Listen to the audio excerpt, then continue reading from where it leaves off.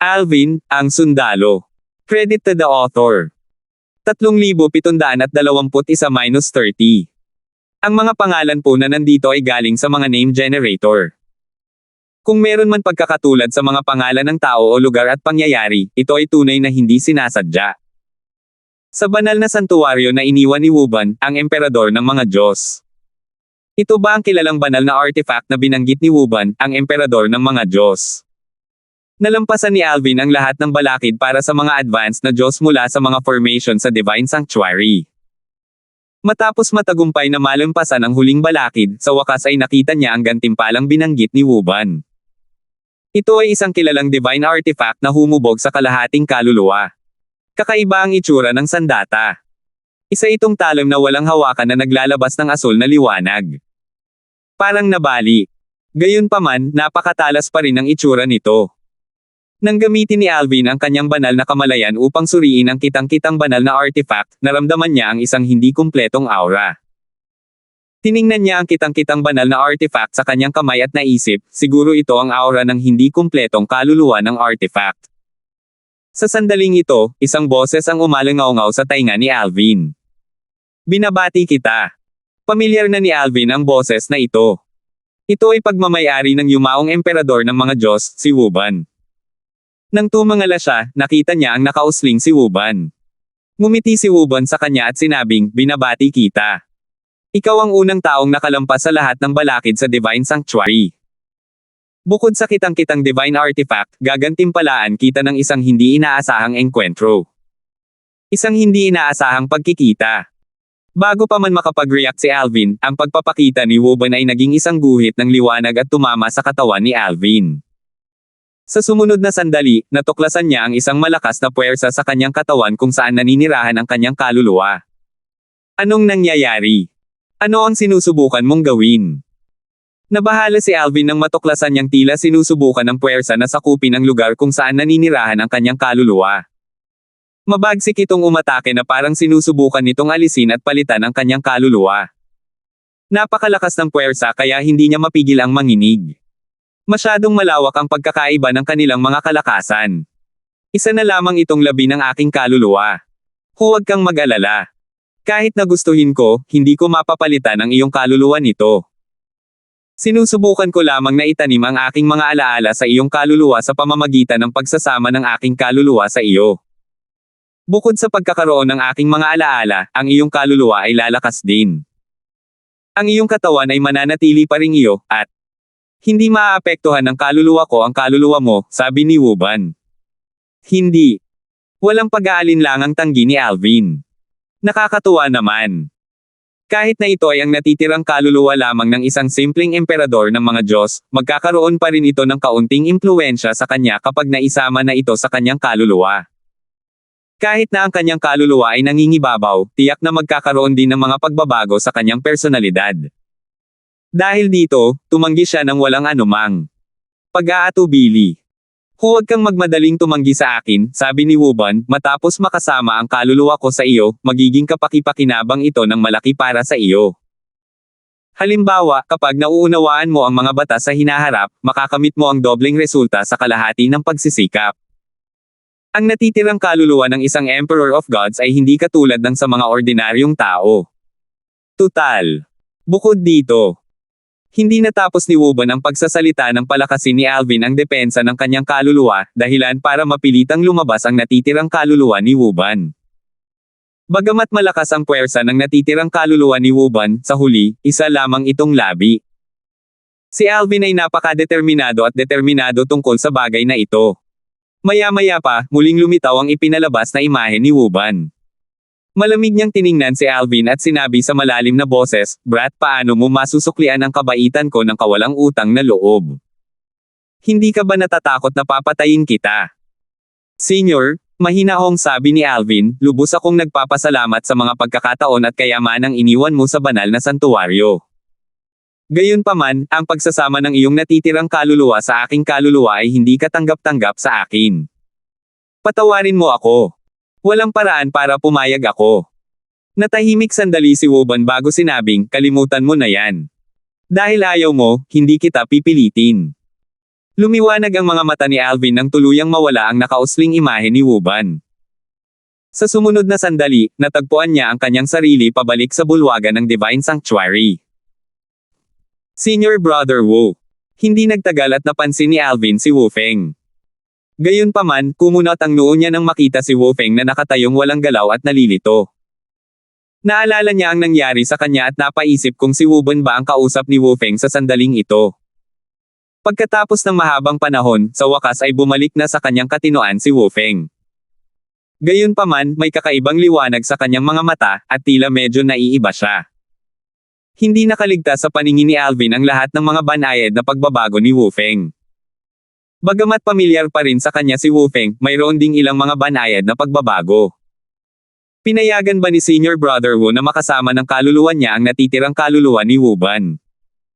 Junior Brother Darfield, nakangiting tawag ni Wu Feng na nakabawi na ng katinoan. Nandito ka na sa wakas.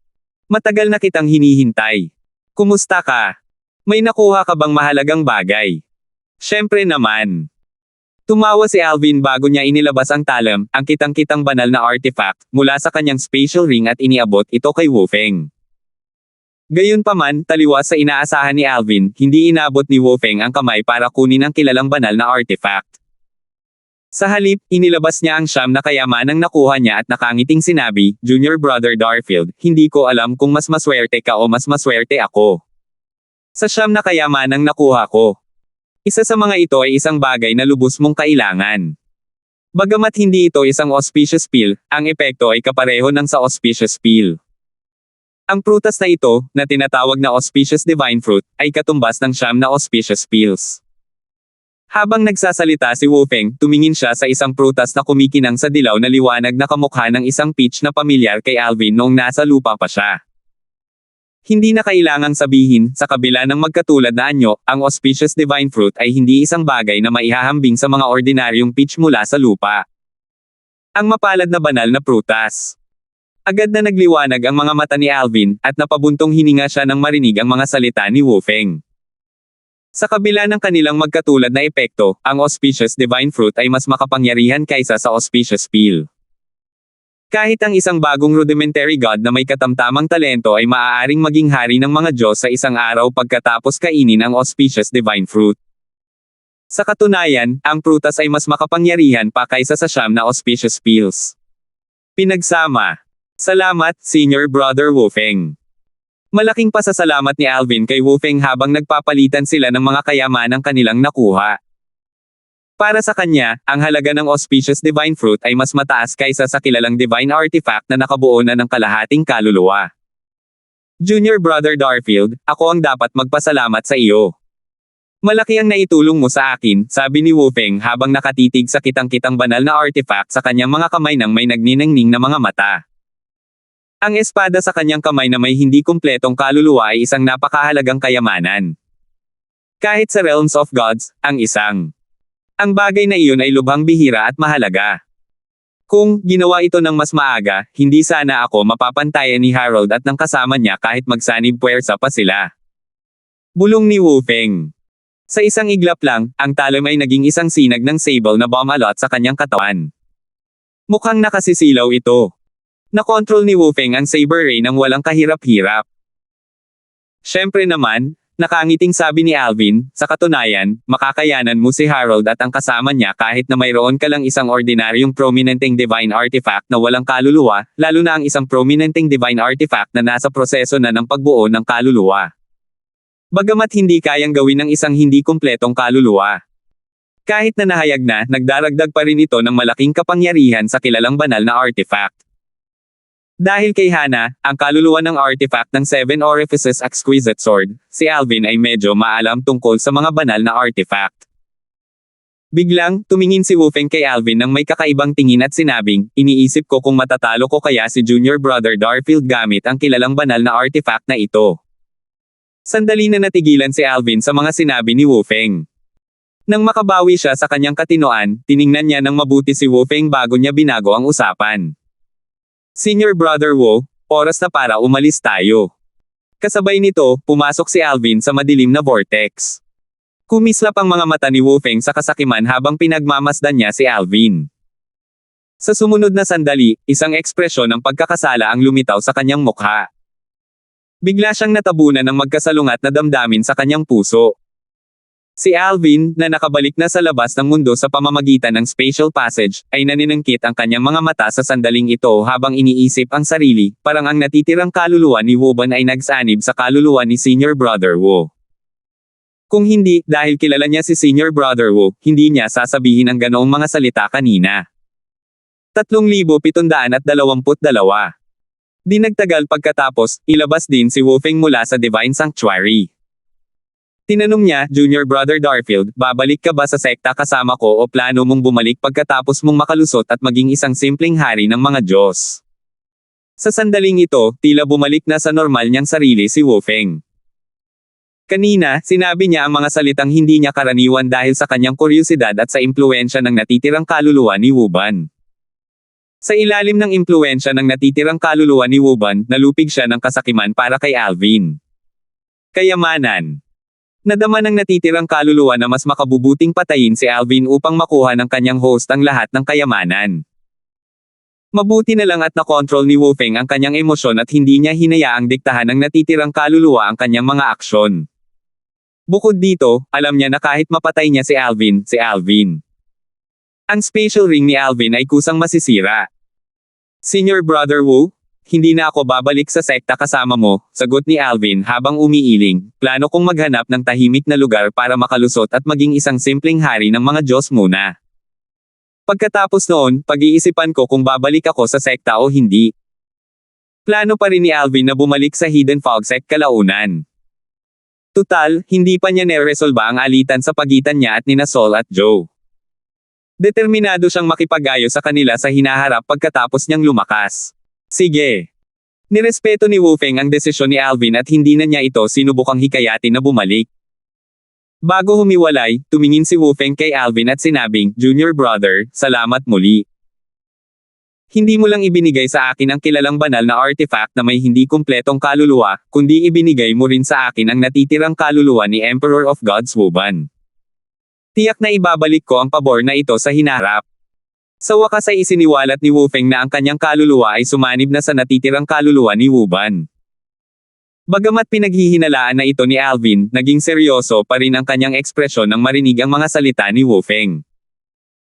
Pinaalalahanan niya si Wu Feng dahil sa pag-aalala at sinabing, Senior Brother Wu, naiintindihan ko na sa tingin mo ay kapakipakinabang na hayaang makasama sa iyo ang natitirang kaluluwa ng Emperor of Gods na si Wuban, at ganoon nga. Gayunpaman, umaasa ako na magagawa mong manatiling tapat sa iyong sarili sa hinaharap at hindi ka hahayaang maapektuhan ng nalalabing kaluluwa. Umaasa ako na hindi mo hahayaang maapektuhan ng mga hindi malay na kaisipan ng nalalabing kaluluwa ang iyong mga desisyon at kilos. Kailangan mong tandaan na ikaw ay ikaw, hindi ang emperador ng mga Diyos na si Wuban. Huwag kang mag-alala. Alam ko na ang gagawin. Tumanggo si Wu Feng. Sige. Huwag mong maliitin ang natitirang kaluluwa. Galing din naman yan sa isang Emperor of Gods, sabi ni Alvin bago siya umalis. Ngayong ang natitirang kaluluwa ni Wuban ay sumanib na sa kaluluwa ni Wu Feng, walang makakaalam kung ano ang mangyayari sa hinaharap. Bukod sa pagpapahusay ng kanyang kakayahan sa pag-unawa, walang nakakaalam kung gaano kalaki ang impluwensya ng natitirang kaluluwa sa kanya sa ngayon. Gayunpaman, kahit ano paman, imposible para sa natitirang kaluluwa upang sakupin ang katawan ni Wu Feng. Tutal, isa lamang itong natitirang kaluluwa na iniwan ni Wuban. Sa mundong ito, walang sino man ang gustong mamatay. Kahit ang mga emperador ng mga Diyos na nabuhay ng mahabang panahon. Matapos humiwalay kay Wu Feng, lumihis ng malayo si Alvin bago niya natagpuan ang isang liblib na lambak at nagpasyang magsaka doon. Ubusin ko muna ang mapalad na banal na prutas para makalusot at maging hari ng mga Diyos. Pagkatapos noon, magpapasya ako kung babalik agad sa sekta o hindi. Kapag nakabalik na ako, ipapakita ko ang aking lakas bago irekomenda ang aking sarili na maging isang nominal na disipulo ni kataas-taasang Elder Yun o kataas-taasang Elder Wu. Bago nagsimulang mag-cultivate si Alvin, hiniling niya kay Hana, ang artifact soul ng Seven Orifices Exquisite Sword, na protektahan siya. Matapos matanggap ang mahiwagang bid mula kay Aaron, ang Heavenly Emperor ng Floating Heaven, isang Devata realm, pinipino ni Hana ang bid, at kaugnay nito. Pagpapabuti ng kalidad ng Seven Orifices Exquisite Sword. Hindi pa katagalan ay nagawa niya itong lubos na pinuhin. Dahil dito, ayon kay Hana, ang Seven Orifices Exquisite Sword ay umabot na sa limitasyon ng isang kilalang banal na artifact. Bukod doon, ang kanyang lakas ay tumaas din ng naaayon. Dahil si Alvin ay isang maunlad na Diyos, ang cultivation base ni Hana ay isa ring maunlad na Diyos. Gayunpaman, dahil ang kanyang pag-unawa sa batas ay mas malalim kaysa kay Alvin, kasama ang Seven Orifices Exquisite Sword, mas malakas siya kaysa sa kanya. Dahil sa lahat ng mga kadahilanang ito, panatag si Alvin na binabantayan siya ni Hana. Bukod dito, kung hindi kayang harapin ni Hana ang kanyang kalaban, mas malamang na hindi niya ito kayang harapin. Hana, magtago ka sa katawan ko. Kung magpakita si Wu Feng at balak akong saktan, patayin mo siya, determinadong sabi ni Alvin. Nagtiwala siya kay Wu Feng, ngunit hindi niya pinagkakatiwalaan ang Wu Feng na ang kaluluwa ay isinama sa natitirang kaluluwa ni Wu Ban. Malinaw niyang nararamdaman ang mga negatibong pagbabago kay Wu Feng. Dahil dito.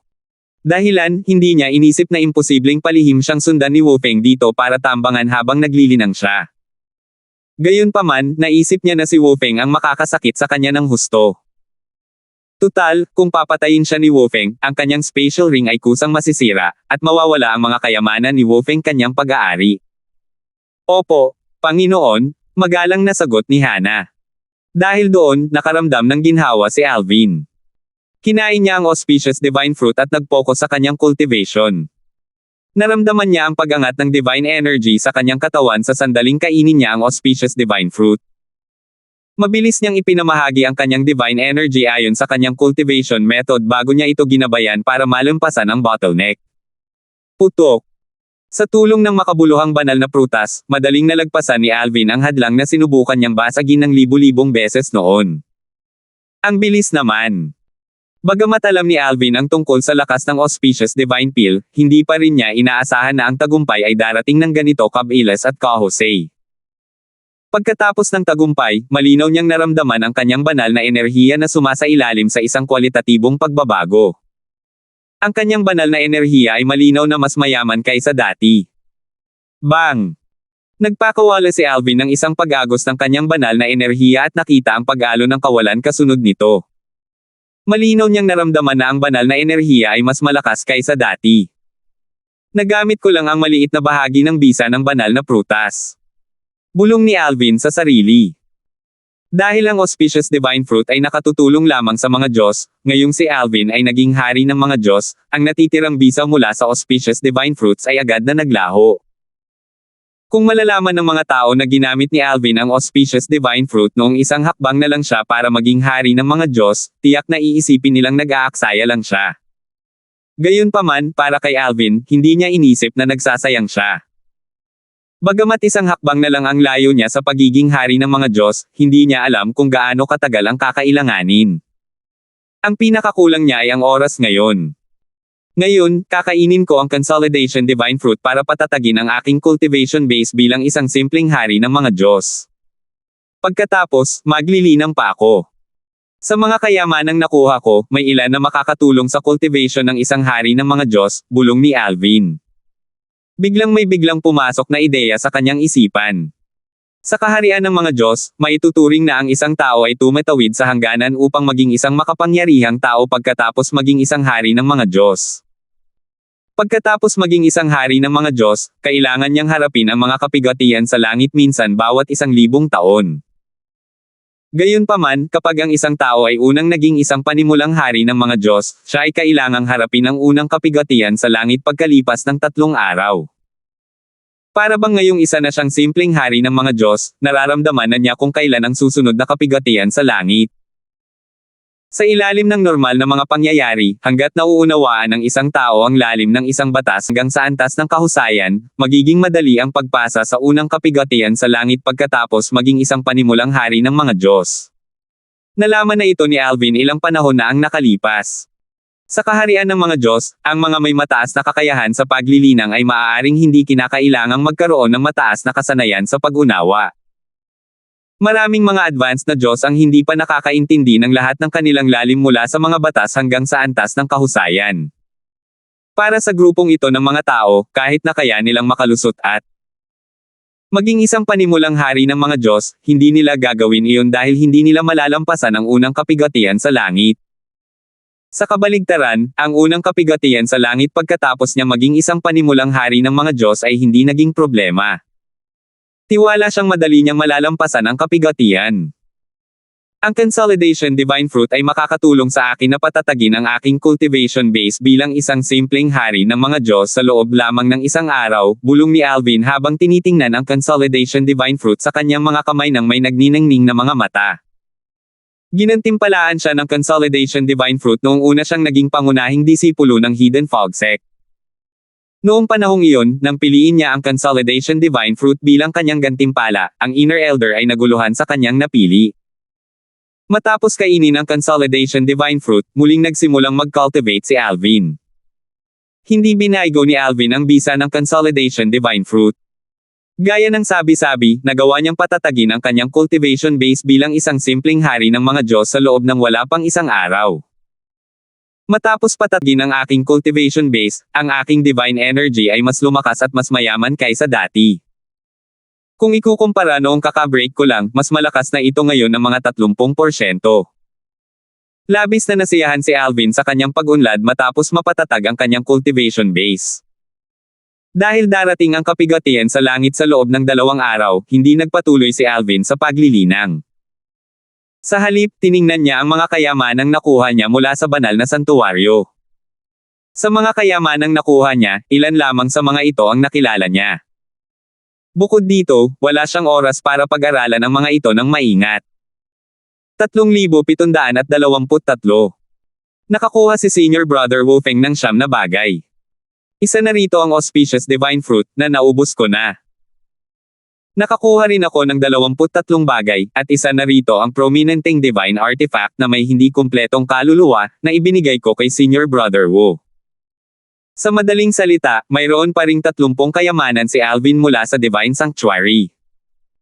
Sa sumunod na 2 araw, maingat na pinag-aralan ni Alvin ang mga kayamanang wala siyang oras para pag-aralan noon. Mayroon pa ring ilang kayamanan na hindi niya pamilyar. Ang mga natitirang kayamanan na matutukoy niya ay magagamit lamang kapag siya ay naging isang Panginoon ng mga Diyos.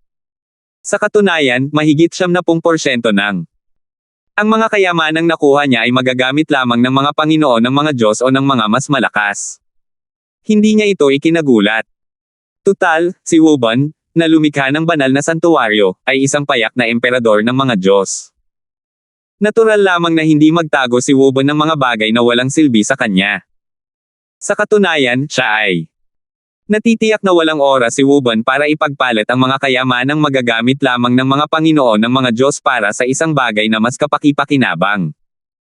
Ang tanging makakatulong sa aking cultivation ngayon sa mga kayamanan ay ang Heavenly Divine Pills. Makakatulong ito sa mga hari ng mga Diyos na mapabuti ang kanilang lakas. Tungkol naman sa 2 kayamanang ito, wala silang silbi sa akin.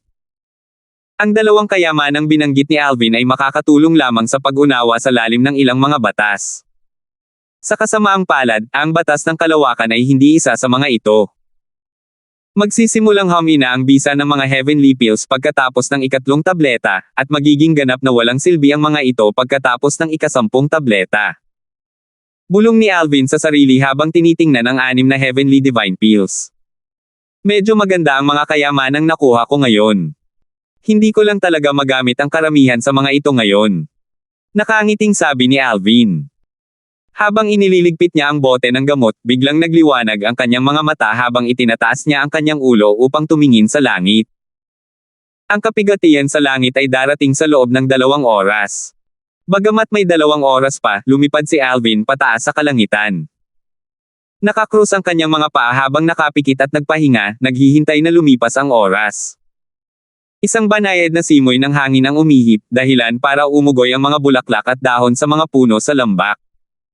Maya-maya, nagsimulang umulan ng mahina. Kapag ang mga patak ng ulan ay nasa isang tiyak na distansya mula kay Alvin, ang mga ito ay dadaloy sa mga gilid, iniiwasan siya. Ito ay dahil sa kanyang kasalukuyang cultivation base. Kahit na hindi niya sinasadyang gamitin ang kanyang divine energy, ang kanyang divine energy ay automatikong bubuo ng isang harang sa paligid niya. Lalo na ang isang bahagyang ambon, kahit bumuhos ang bagyo at may malakas na ulan, pananatilihing tuyo pa rin siya ng kanyang banal na enerhiya. Pagkalipas ng 2 oras, nagsimulang magtipon ang maitim na ulap sa ibabaw ng liblib na lambak. Kasabay nito, nagsimulang kumislap sa kalangitan ang mga lilang kidlat na parang mga lilang sawa. Swoosh! Swoosh! Swoosh! Niyanig ng tunog ng kulog ang lupa. Ang mga ibon at mga hayop sa lupa ay nagsimulang magtakbuhan na nagbabadya ng isang sakuna. Nagkaroon ng kaunting kaguluhan sa lambak. Pagkalipas ng 1/4 ng oras, mas lalong lumakas ang kidlat at kulog. Bukod kay Alvin at sa mga halaman, walang mga nabubuhay na bagay sa lambak. Nandito na rin sa wakas. Iminulat ni Alvin ang kanyang mga mata at tumingin sa madilim na kalangitan na kumikislap kasabay ng kidlat. Bang! Isang malakas na ingay ang umalangaw-ngaw sa hangin kasabay ng 9 na malalaking kidlat na tila mga dragon na bumagsak mula sa kalangitan patungo kay Alvin. Walang nakakaalam kung kailan darating ang unang kapigatian sa langit pagkatapos maging hari ng mga Diyos. Maaaring tumagal ito ng ilang araw, 10 araw, kalahating buwan, o kahit ilang buwan. Gayunpaman, hindi ito aabutin ng higit sa 1 taon. Kung tungkol sa natitirang mga kapigatian sa langit, darating ang mga ito bawat 1,000 taon. Magkakaroon ng 10 tama mula sa bawat kapigatian sa langit. Para sa unang tama mula sa kapigatian, magkakaroon ng 9 na kidlat. Ang pangalawang tama ay magkakaroon ng 19 na kidlat na mas malakas pa. Ang bilang at lakas ay tataas sa bawat tama. Sa ika-10 tama, magkakaroon ng 99 na kidlat at ang kanilang lakas ay 11 beses na mas malakas kaysa sa mga nasa unang atake. Matagal nang natutunan ito ni Alvin bago pa man siya nakalusot at naging isang simpleng hari ng mga Diyos kaya medyo kalmado na siya ngayon dahil nahaharap na siya sa kapigatian sa langit. Mukhang hindi siya ang nahaharap sa kapigatian sa langit. May mga bali-balita na kung lalabanan ng isang tao ang kapigatian sa langit, lahat ng puwersa mula sa kapigatian sa langit ay agad na ilalabas. Bago ako makarating sa kaharian ng mga Diyos, naaalala kong sinabi sa akin ni Sister Water na maaari kong maunawaan ang batas ng kulog sa pamamagitan ng kapigatian sa langit. Swoosh! Nang tumama ang 9 na kidlat, tumayo si Alvin at nag-teleport pataas sa kalangitan. Patuloy siyang nag-teleport hanggang sa malapit siya sa mga ulap ng tribulation. Pagkatapos, tinitigan niya ang madilim na mga ulap at bumulong sa sarili, kung susubukan kong ikalat ang mga ulap, ilalabas nito ang puwersa ng heavenly. Kapigatian ng sabay-sabay. Ito ang pinakamabisa at pinakamabilis na paraan upang malampasan ang kapigatian sa langit. Pagkatapos noon, ginamit ni Alvin ang Space Elemental Profundity at ikinumpas ang kanyang kamay. Para bang binubuhusan niya ang kanyang kamao ng puwersa para mabasag ang kalawakan. Swoosh! Swoosh! Swoosh! Sa oras na ito, muling tinamaan si Alvin ng 9 na kidlat. Sa pagkakataong ito, hindi na siya nag-teleport palayo. Sa halip, hindi niya ito pinansin. Kasunod nito, sinuntok niya ang kanyang kamao na naglabas ng isang marahas na enerhiyang espasyo na may lakas ng isang budok patungo sa madilim na ulap mula sa tribulation. Sa sandaling mapawi ng espasyong enerhiya ang madilim na ulap, biglang naglaho ang kulog at kidlat. Parang katahimikan bago ang bagyo. Kasunod nito, muling nagtipon ang mga ulap ng kapigatian. Sa pagkakataong ito, nagliwanag ang mga ito ng may lilang liwanag bago sumabog na may nakakatakot na puwersa. Bang! Isang nakakapangilabot na ingay ang umalangaw-ngaw sa hangin kasunod ng pagsabog ng kapangyarihan na pumukaw sa isang ulap na parang kabute. Swoosh! Swoosh! Swoosh! Habang dumadagandong ang kulog at kumikislap ang kidlat sa kalangitan, hinarap ni Alvin ang napakalakas na pagsabog mula sa mga ulap ng kapigatian. Isang spherical space barrier ang nagprotekta kay Alvin, hinaharangan ang mga sumasabog na kidlat na tumama kay Alvin. Sa loob ng barrier, tiningnan niya ang gitna ng pagsabog na kumikislap kasama ang puti at lilang liwanag na lalong tumitindi sa bawat kislap. Mukhang paputok ito, at ito ang pinaka-nakasisilaw na paputok na nasaksihan niya sa loob ng 2 taon niyang buhay. Maya-maya, unti-unting humupa ang lakas ng pagsabog, at bumalik sa normal ang lahat. Sa isang iglap, nawala ang maitim na ulap, at inilantad ang maaliwalas at bughaw na kalangitan. Si Alvin, na nakalutang pa rin sa ere, ay hindi nasaktan sa pagsabog kanina. Kahit ang kanyang lilang damit ay hindi gumalaw. Ang pinagsamang puwersa ng Heavenly Tribulation ay tunay na nakakatakot. Kahit si Harold, ang disipulo ng Flying Dragon Sect, ay hindi makakayanan ang ganitong kalakas na pagsabog ng walang tulong ng isang banal na artifact kung siya ang nasa aking kalagayan. Sa halip na gumamit ng isang banal na artifact, ang mastery daw ni Alvin, isa sa 4 na daw ng langit at lupa, ay nakatulong din sa kanya na madaling malampasan ang Heavenly Tribulation. Tutal, dahil sa kaguluhan sa kalangitan, kahit na may mga tao sa paligid, hindi nila makikita na ginagamit niya ang kanyang daw ng kahusayan. Ito ba ang Thunder Elemental Profundity? Di nagtagal, nakita ni Alvin ang isang mahiwagang enerhiya na kumikislap na may mga lilang kidlat na lumalabas. Kanina, habang nakatingin siya sa kumikislap na mga kidlat sa gitna ng mga ulap ng tribulation, nauunawaan niya ang batas ng kulog at nagawang maunawaan ang Thunder Elemental Profundity. Tama si Sister Water. Nauunawaan ko ang batas ng kulog sa pamamagitan ng mga kapigatian sa langit. Noong nasa Devata Realm pa siya, sinabi na sa kanya ng World Cleansing Divine Water, isa sa 5 banal na elemento, ang tungkol dito, ngunit medyo nag-alinlangan siya. Tutal, batay sa kanyang karanasan, hindi ganoon kadaling intindihin ang isang batas. Gayunpaman, nagawa niyang maunawaan ang lalim ng batas ng kulog patungo sa pinakasimpleng yugto na hindi pa niya naranasan noon sa loob ng napakaikling panahon. 3,724. Isang kasiya siyang sorpresa para kay Alvin na naunawaan niya ang batas ng kulog. Bagamat hindi ito nakadagdag sa kanyang lakas, walang dad ang kapaki-pakinabang ang pag-unawa sa mga karagdagang batas. Uubusin ko ang 6 na Heavenly Divine Pills at mag-cultivate ng ilang sandali. Pagkatapos niyan, magpapasya ako kung babalik ako sa Hidden Fog Sect o pupunta sa lugar kung saan matatagpuan ang Langston Clan. Sa isang iglap lamang, lumitaw si Alvin sa kabilang panig ng kagubatan malapit sa lambak. Dahil sa kaguluhan mula sa Heavenly Tribulation, alam niyang hindi na siya maaaring magpatuloy sa lambak. Naglakbay si Alvin ng isang araw bago siya huminto malapit sa isang bangin at naghukay ng isang kuweba para magsaka.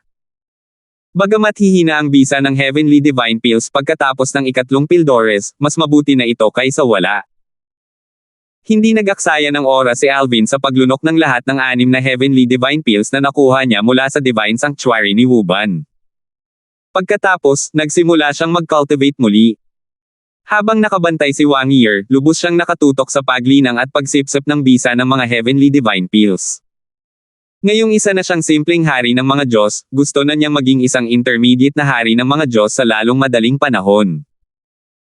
Tuluyan niyang nalimutan ang oras habang nagkukultibar siya, at sa isang kisap mata lamang, lumipas ang 1 buwan. Sa ari-arian ng 10,000 Devil Sect.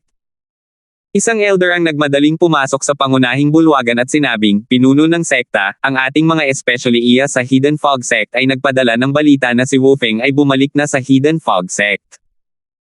Bahagyang kumunat ang noo ni Landen, ang pinuno ng sekta ng 10,000 demonyo, nang marinig ang ulat. Kumusta naman si Alvin? Walang balita tungkol sa kanya, sabi ng matanda habang umiiling, gayunpaman, ayon sa balitang natanggap namin ilang araw na ang nakalipas, buhay pa si Alvin. Maliban na lang kung mamatay siya sa loob ng ilang araw na ito. Nahirapang malaman ng mga especially iya na inilagay ng 10,000 Devil Sect sa Hidden Fog Sect ang tungkol sa katayuan ni Alvin dahil kakaunti lang ang may hawak ng kanyang Soul Pearl sa Hidden Fog Sect. Ilang araw pa lang ang nakalipas nang malaman nilang buhay pa pala si Alvin. Malayong mangyari iyon. Umiling si Landan. Si Alvin ay isang kababalaghan na lumitaw minsan sa loob ng 10,000 taon sa Hidden Fog Sect. Dahil hindi siya namatay noong namatay si Harold, paano siya biglang namatay sa nakalipas na ilang araw? Kaya hindi siya bumalik sa Hidden Fog Sect kasama si Wu Feng. Bulong ni Landen sa sarili bago biglang nagliwanag ang kanyang mga mata. Pagkatapos, tumingin siya sa matanda sa harap niya at sinabing, sabihin mo sa ating mga especially iya na kumpirmahin muli na buhay si Alvin. Naiintindihan. Pagkaalis ng matanda, nagmadaling pumunta si Landen sa cultivation ground ni Zack. Natural lang, si Tyson Kane ang hinahanap niya, hindi si Zack. Pagdating ni Landen, agad na lumitaw si Zack. Ito ang lupang nilinang ni Zack. Nagtanong si Zack, anong problema? May balita ka ba? Tiyo, bati ni Landen kay Zack bago ito tumango bilang tugon sa tanong ni Zack. Sundan mo ako para makita ang nakatatandang kapatid ko, sabi ni Zack nang hindi nag-aksaya ng oras. Sa oras na ito, tahimik na nakaupo si Tyson Kane habang nakapikit sa tahimik na patio. Nang maramdaman niya sina Zack at Landon, iminulat niya ang kanyang mga mata. Nakatayo si Zack sa labas ng patio at sinabing, nakatatanda, may balita si Landon. Tuloy ka. Pagkatapos pumasok sina Zack at Landon, malamig na kumislap ang mga mata ni Tyson Kane habang nakatingin kay Landon at nagtanong, bumalik na ba ang dalawang iyon sa Hidden Fog Sect? Hindi napigilan ni Landon ang manginig sa loob nang makita ang malamig na tingin sa mga mata ni Tyson Kane kahit alam niyang hindi ito para sa kanya. Bagamat pareho silang Panginoon ng mga Diyos, isa lamang siyang simpleng Panginoon ng mga Diyos habang si Tyson Kane ay isang intermediate na Panginoon ng mga Diyos. Sa antas na ito, kahit ang pinakamaliit na agwat ay kumakatawan sa malaking pagkakaiba sa mga kalakasan. Kaya naman, natural lamang na makaramdam siya ng pressure mula kay Tyson Kane. Pagkaraan ng ilang sandali, sinabi niya, bumalik na si Wu Feng sa Hidden Fog Sect. Wu Feng. Siya lang. Kumunat ang noo ni Tyson Kane. Tumanggaw si Landon. Oo. Siya lang. Hindi pa bumabalik si Alvin sa sekta. Malamang na may iba pa siyang kailangang asikasuhin. Bagamat hindi ito malamang, maaaring patay na siya simula noong huling beses na tiningnan namin ang kanyang soul pearl. Imposible. Sabi ni Tyson Kane, sa anumang kaso, kumpirmahin mo ulit ang kanyang katayuan. Inutusan na ni Tay ang mga tauhan ko na kumpirmahin ang kanyang katayuan, sabi ni Landon, Tio, gagawa ka ba muna ng aksyon laban kay Wu Feng o plano mo bang maghintay hanggang sa bumalik si Alvin sa Hidden Fog Sect?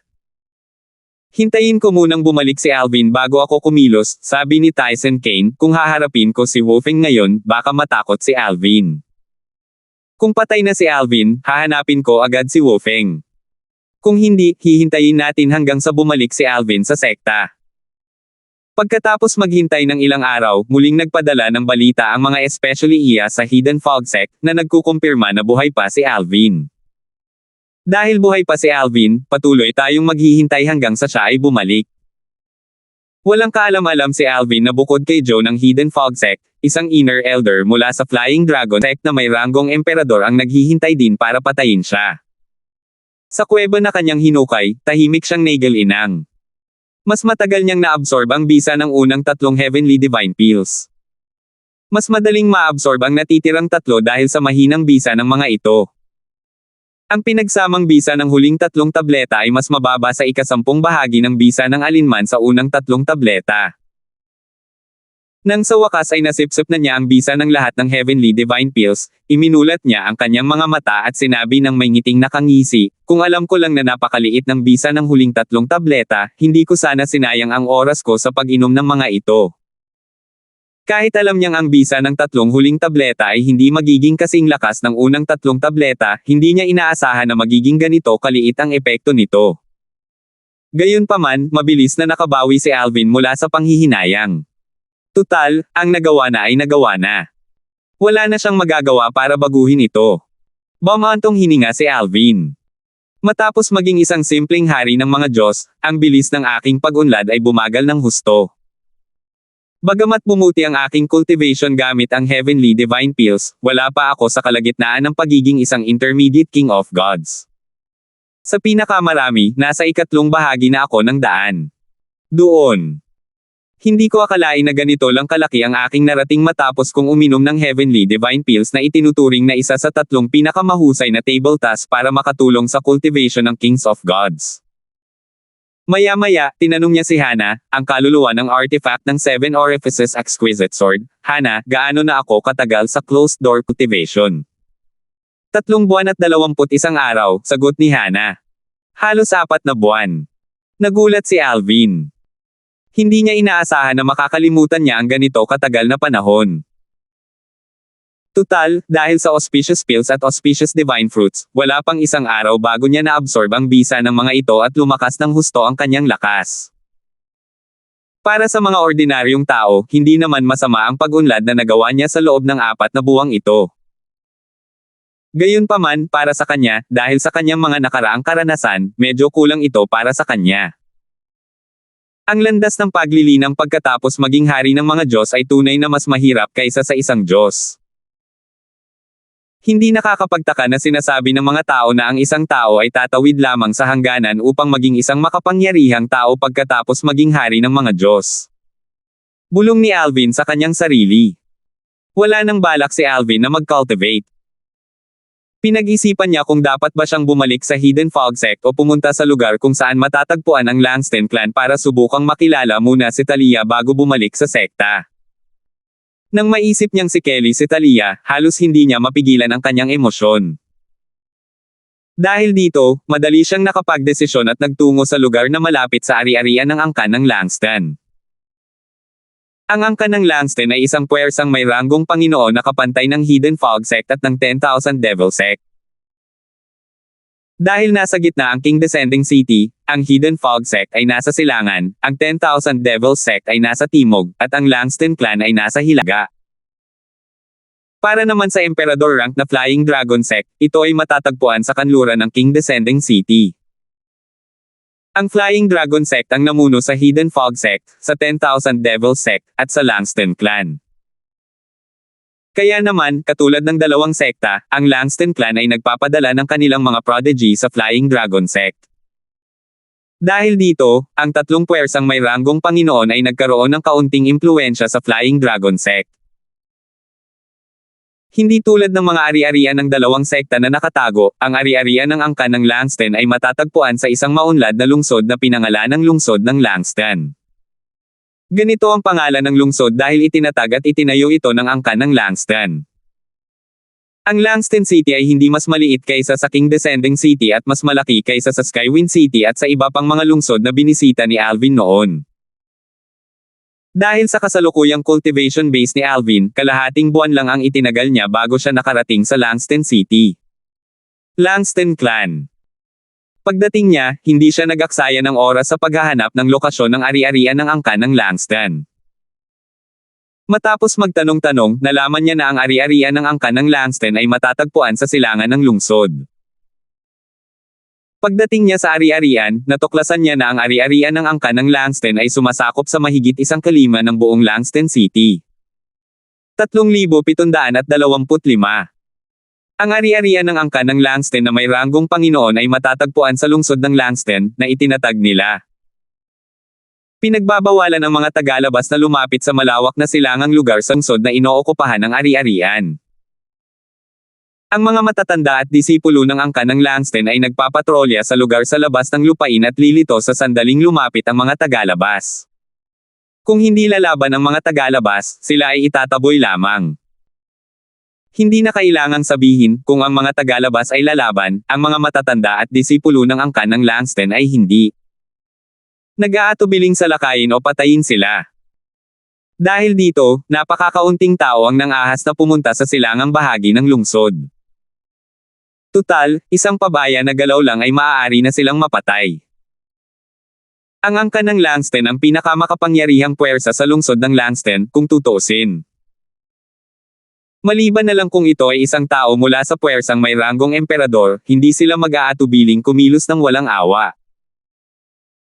Kahit ang Hidden Fog Sect na may ranggong Panginoon at ang 10,000 Devil Sect ay maihahambing lamang sa angkan ng Langston. Kahit alam ko kung saan matatagpuan ang ari-arian ng angkan ng Langston, hindi ko ito maaaring lapitan ng padalos-dalos. Kailangan kong mag-isip ng paraan. Hindi nagmamadaling kumilos si Alvin pagkarating sa lungsod ng Langston. Nakahanap siya ng tuluyan bago lumabas upang magtanong-tanong tungkol sa impormasyong kailangan niya. Hindi mahirap para sa akin na palihim na pumasok sa ari-arian ng angkan ng Langston dahil marami sa kanilang mga miyembro ang pumapasok at lumalabas araw-araw. Gayunpaman, dahil sa laki ng ari-arian, mahihirapan pa rin akong mahanap si Talia pagkatapos kong palihim na pumasok. Bukod pa rito, may panganib na matuklasan bago ko pa siya mahanap. Kahit ako. Hindi isang simpleng hari ng mga Diyos, mas malalakas ang mga powerhouse sa angkan ng Langston. Marami naman silang mga Panginoon ng mga Diyos, kung tutuusin. Matapos itong pag-iipan sandali, binaliwala ni Alvin ang ideya ng palihim na pagpasok sa ari-arian ng angkan ng Langston. Mukhang dalawa na lang ang pagpipilian ko sa ngayon. Una ay hintayin si Talia na umalis sa lupain ng angkan ng Langston para makumpirma ko ang kanyang pagkakakilanlan. Gayunpaman, hindi ito perpekto dahil hindi ako sigurado kung ang matandang babaeng iyon mula noon ay makakasama niya. Bahagyang may bahid ng takot ang makikita sa mukha ni Alvin nang siya ay naalala ng matandang babae na sumama kay Talia dati. Ang matandang babaeng iyon ay isang Panginoon ng mga Diyos. Dahil sa kasalukuyan niyang cultivation base, tiyak na hindi siya kayang tapatan ng matandang babae. Ang pangalawang paraan ay ang makipagkaibigan sa isang tao mula sa angkan ng Langston. Pinakamabuti kung ito ay direktang inapo ng angkan ng Langston. Dahil dito, maaari ko nang hayagang bisitahin ang ari-arian ng angkan ng Langston. Bilang kaibigan ng isang miyembro ng angkan ng Langston, hindi ko kailangang mag-alala na atakihin ng mga makapangyarihang nilalang ng angkan. Basta't ganoon. Ang direktang ina po ay handang tumulong sa akin, hindi dapat maging mahirap para sa akin na makilala si Talia. Sa huli, nagpasya si Alvin na magtanong tungkol sa angkan ng Langston at sa kanilang mga inapo. Pagkatapos ng kalahating buwan, sa wakas ay nakahanap na si Alvin ng isang tao mula sa angkan ng Langston na maaari niya maging kaibigan. Ang taong iyon ay si Gerald Langston, ang pang-apat na anak ng kasalukuyang pinuno ng angkan ng Langston.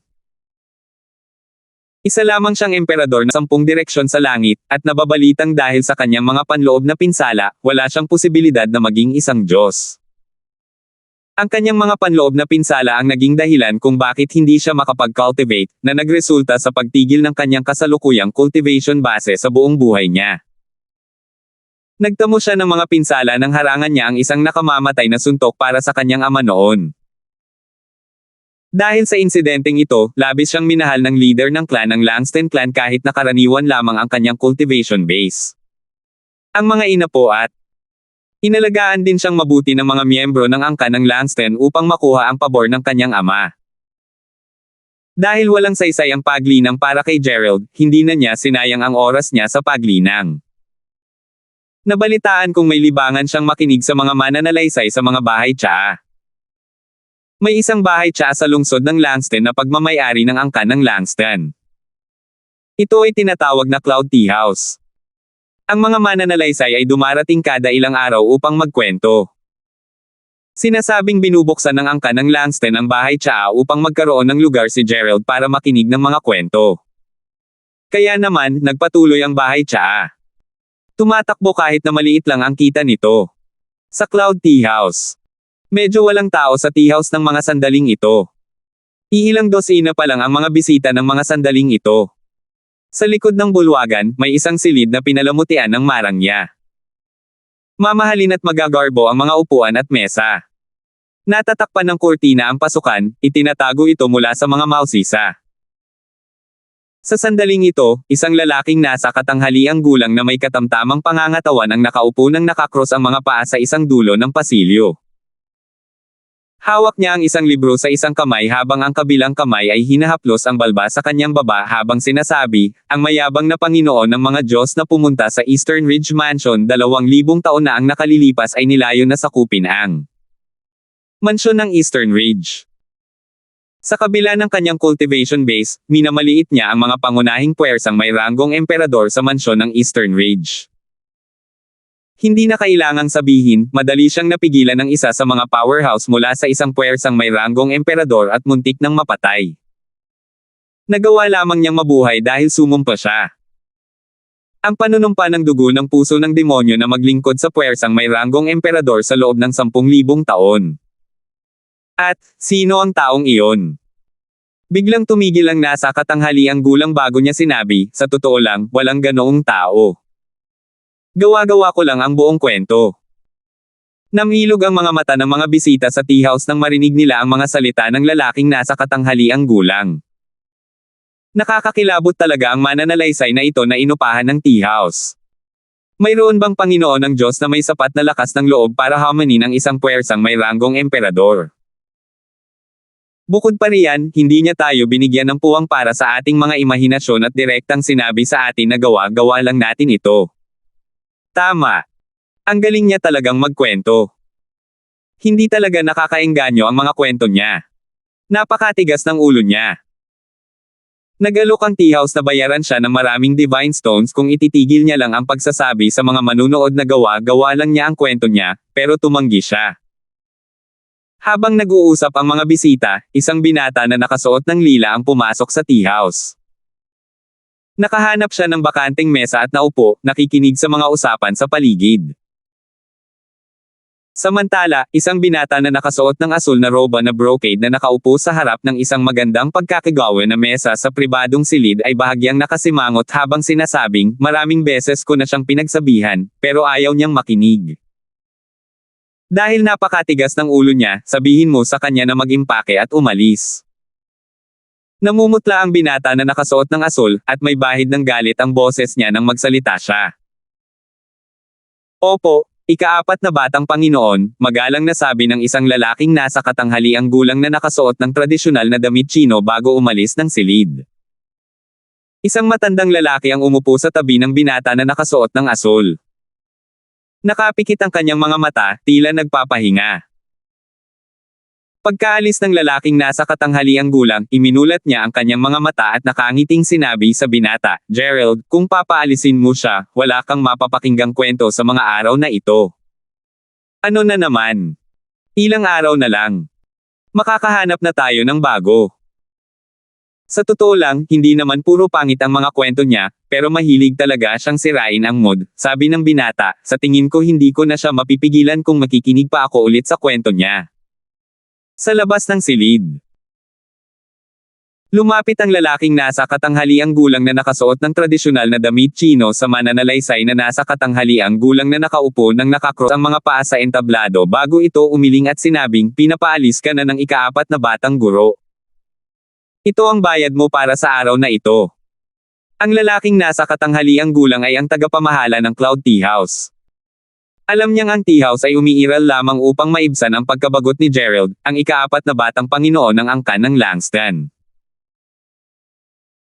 Maaari sanang mag-imbita ang angkan ng Langston ng mga mananalaysay sa kanilang lupain, ngunit mahilig makinig si Gerald ng mga kwento kasama ang ibang tao para mapakinggan niya ang kanilang mga talakayan pagkatapos ng kwento. Karamihan sa mga kwento ay gawa-gawa lang. Akala mo ba totoo ang mga ito? Ang tanga. May sarili akong prinsipyo, at hindi ko ililigaw ang mga tao na isipin na totoo ang mga kwentong ito. Galit na sabi ng nasa katanghaliang gulang na mananalaysay habang pinupulot ang mga banal na bato sa lupa at umalis ng hindi lumilingon. Namilog ang mga mata ng 3 mesa ng mga bisita nang umalis ang tagapagsalaysay. Tumingin ang lalaking nasa katanghaliang gulang na nakasuot ng tradisyonal na damit Chino sa mga bisita at humingi ng paumanhin, lahat, humihingi kami ng paumanhin sa hindi magandang kwento ngayon. Huwag kayong mag-alala. Makakahanap tayo ng mas mahusay na mananalaysay sa loob ng ilang araw. Manager, tama ang ginagawa mo sa paghahanap ng ibang mananalaysay.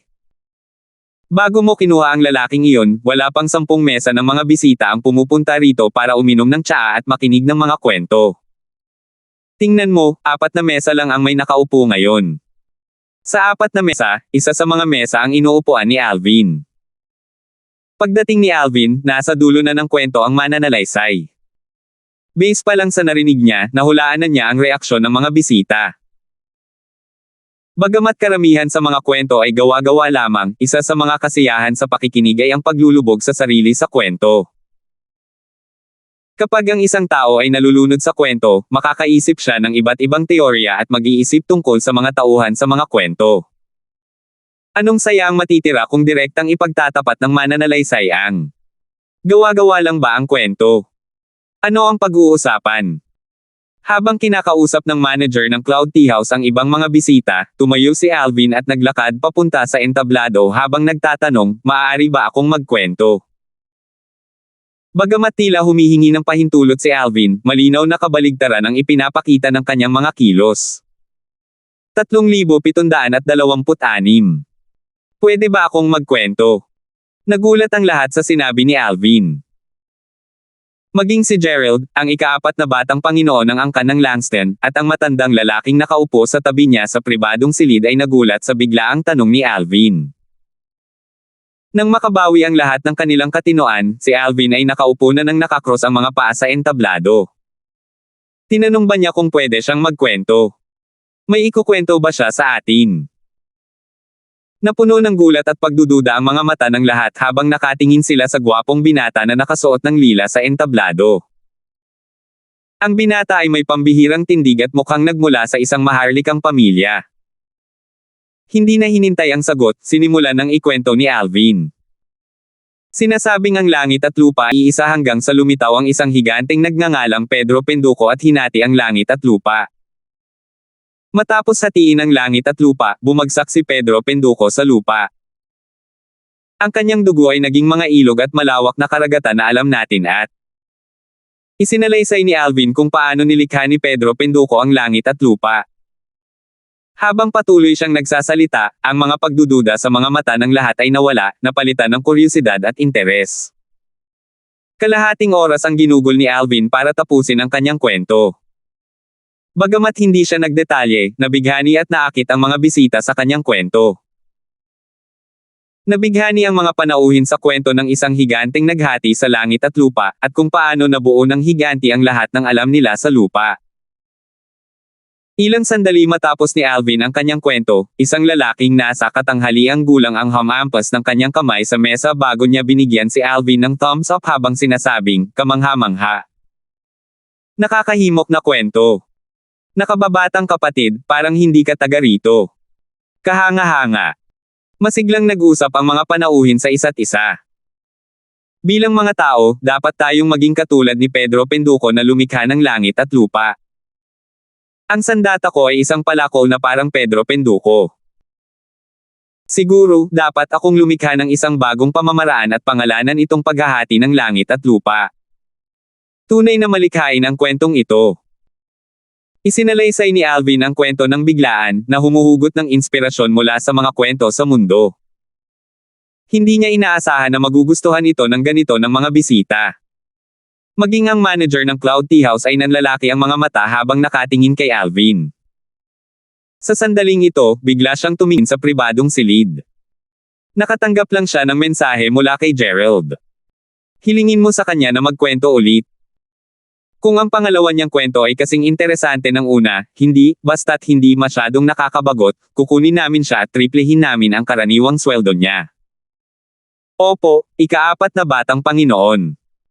Magalang na sagot ng tagapamahala. Pagkatapos, tumingin siya kay Alvin at nakangiting nagtanong, Sir, maaari po ba kayong magkwento pa? Sige.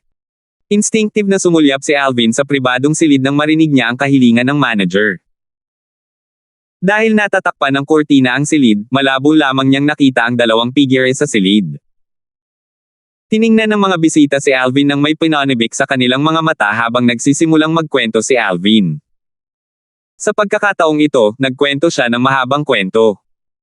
Ang kwento ay mula sa paborito niyang autor sa kanyang nakaraang buhay. Matapos mabuhay ng 2 buhay, napaisip siya kung totoo ang kwento dahil tumutugma ito sa kanyang karanasan. Siya pa nga naisip niya, noon, kung maaari ba niyang makilala ang autor kung ang kwento ay hindi kathang-isip lamang. Dahan daw ang sinabi ni Alvin, sa makamundong kaharian, mayroong isang magandang asul na planeta na tinatawag na lupa. Isang baliw na magsasaka ang nagdala ng isang binata mula sa isang hindi kilalang planeta patungo sa daigdig na matatagpuan sa malayong lugar. Pagdating sa daigdig, sinimulan ng binata ang kanyang maluwalhating buhay. Pagkalipas ng 1,000 taon, siya ay naging pinakamalakas na tao sa planetang iyon at isang hakbang na lang ang layo para maging isang banal na nilalang. Sa kasamaang palad, isang aksidente ang nangyari na naging dahilan para bumalik siya sa 1,000 taon na ang nakalilipas. Ang kwentong isinalaysay ni Alvin ay isang nobelang pinamagatang The Eastern Emperor. Dati, nabasa niya ang libro habang nasa isang misyon. Masyado siyang nabighani sa nobela kaya't nawala na sa kanya ang oras, dahilan para muntik na siyang mabaigo sa kanyang misyon. Kaya naman, tiwala siyang ang mga bisita ng Cloud Tea House ay magiging naakit din sa kwento. Higit sa lahat, sigurado siyang ang kwento ay makakapukaw ng interes ni Gerald, ang ika-4 na batang Panginoon ng angkan ng Langston.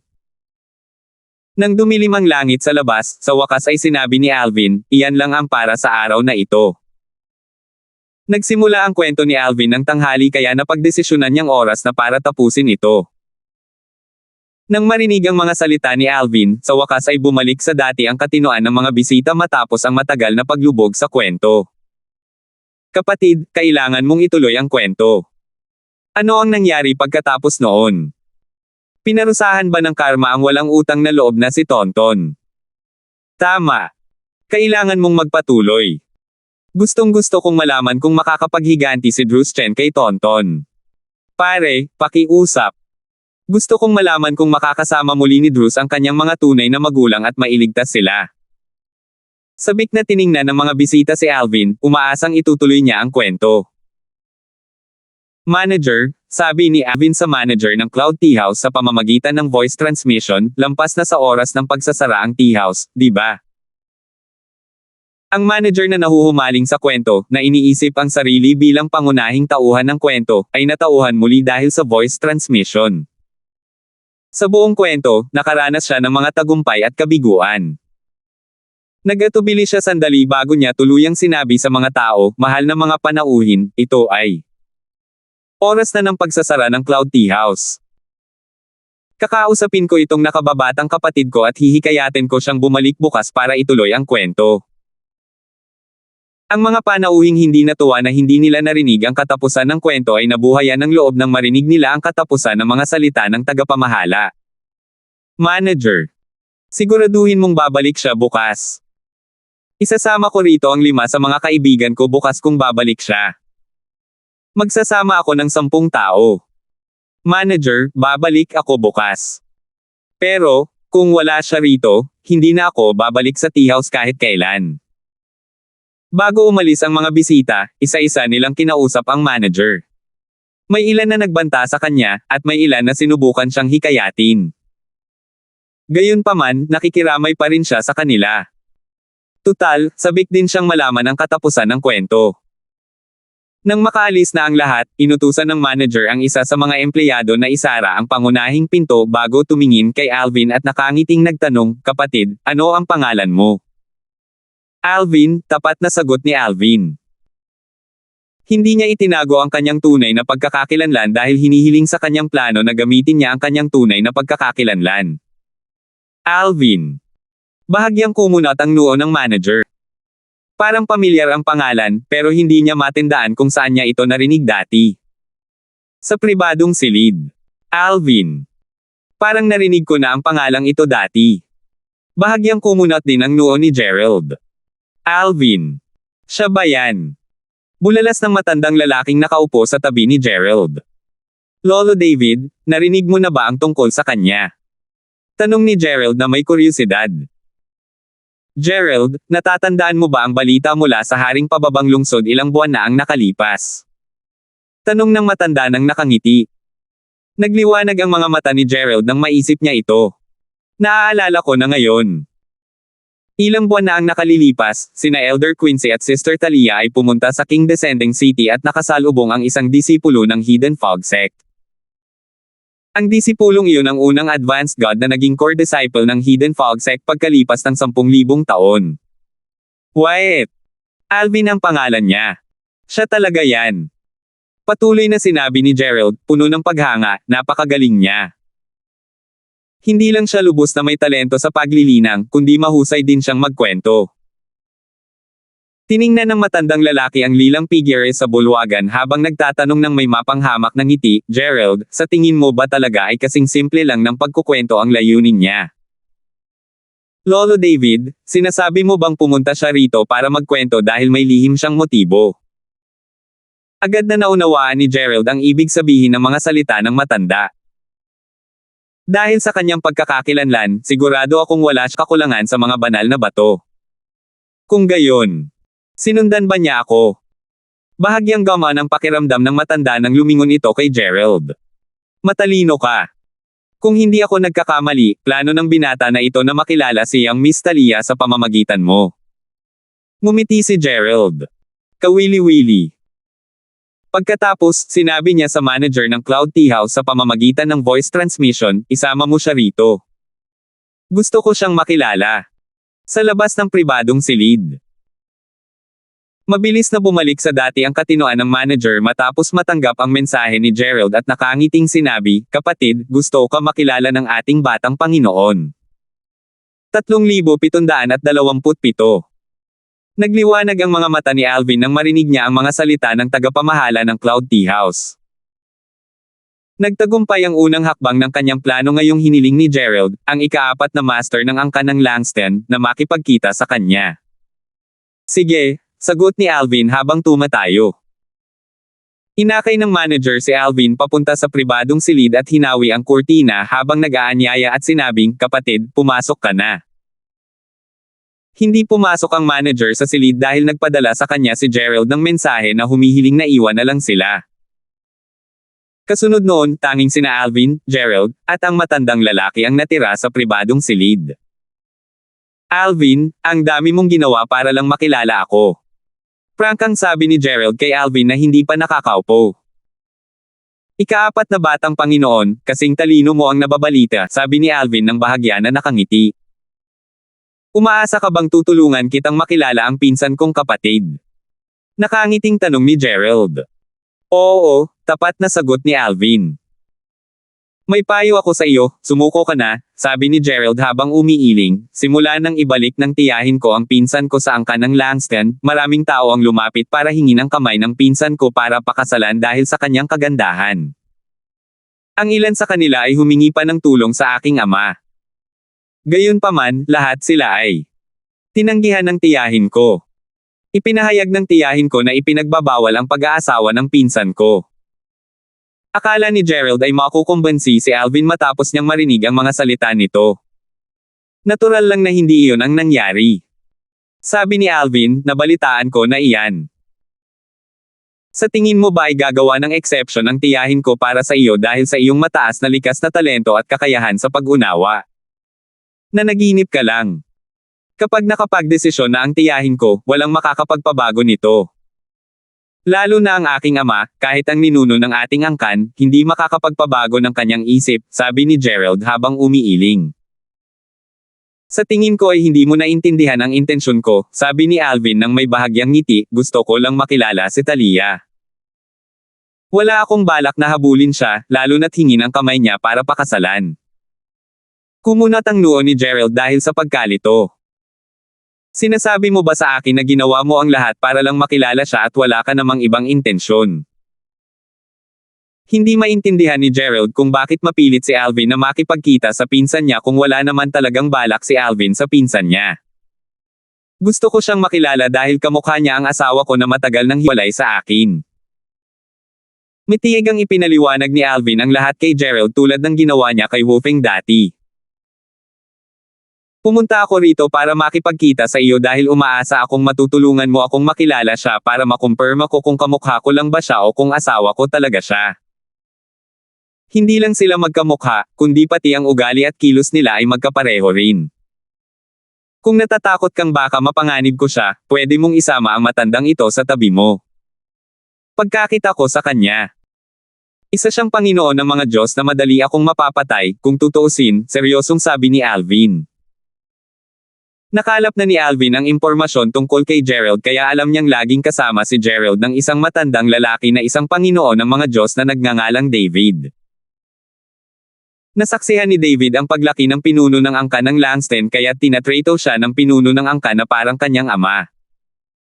Kinilala pa nga ng pinuno ng angkan si David bilang kanyang ninong kalaunan. Dahil nawalan si Gerald ng kakayahang maglinang matapos iligtas ang buhay ng kanyang ama, isinaayos ng kanyang ama na si David, isang taong lubos niyang pinagkakatiwalaan, ang siyang magprotekta kay Gerald. Walang direktang inapo si David kaya natural lang na itinuring niya si Gerald na parang apo niya. Bukod pa rito, iniligtas ni Gerald ang buhay ng kanyang inaanak. Paano niya hindi magagawang protektahan si Gerald? Sa mga nakababatang henerasyon ng angka ng Langston, tanging sina Gerald at Talia lamang ang binantayan ng mga Panginoon ng mga Diyos dahil sa mga natatanging kadahilanan. Si Gerald ay binigyan ng pribilehiyong ito dahil sa kanyang kawalan ng kakayahang magsaka matapos iligtas ang kanyang ama habang si Talia ay binigyan ng pribilehiyong ito dahil sa kanyang ina. Binata, mukhang nagsaliksik ka na simula nang malaman mong isa akong Panginoon ng mga Diyos, sabi ni David habang matamang nakatingin kay Alvin. Maya-maya, nanlaki ang mga mata niya nang hindi mahahalata habang nagtatanong, nakapagtagumpay ka na at naging isang simpleng hari ng mga Diyos.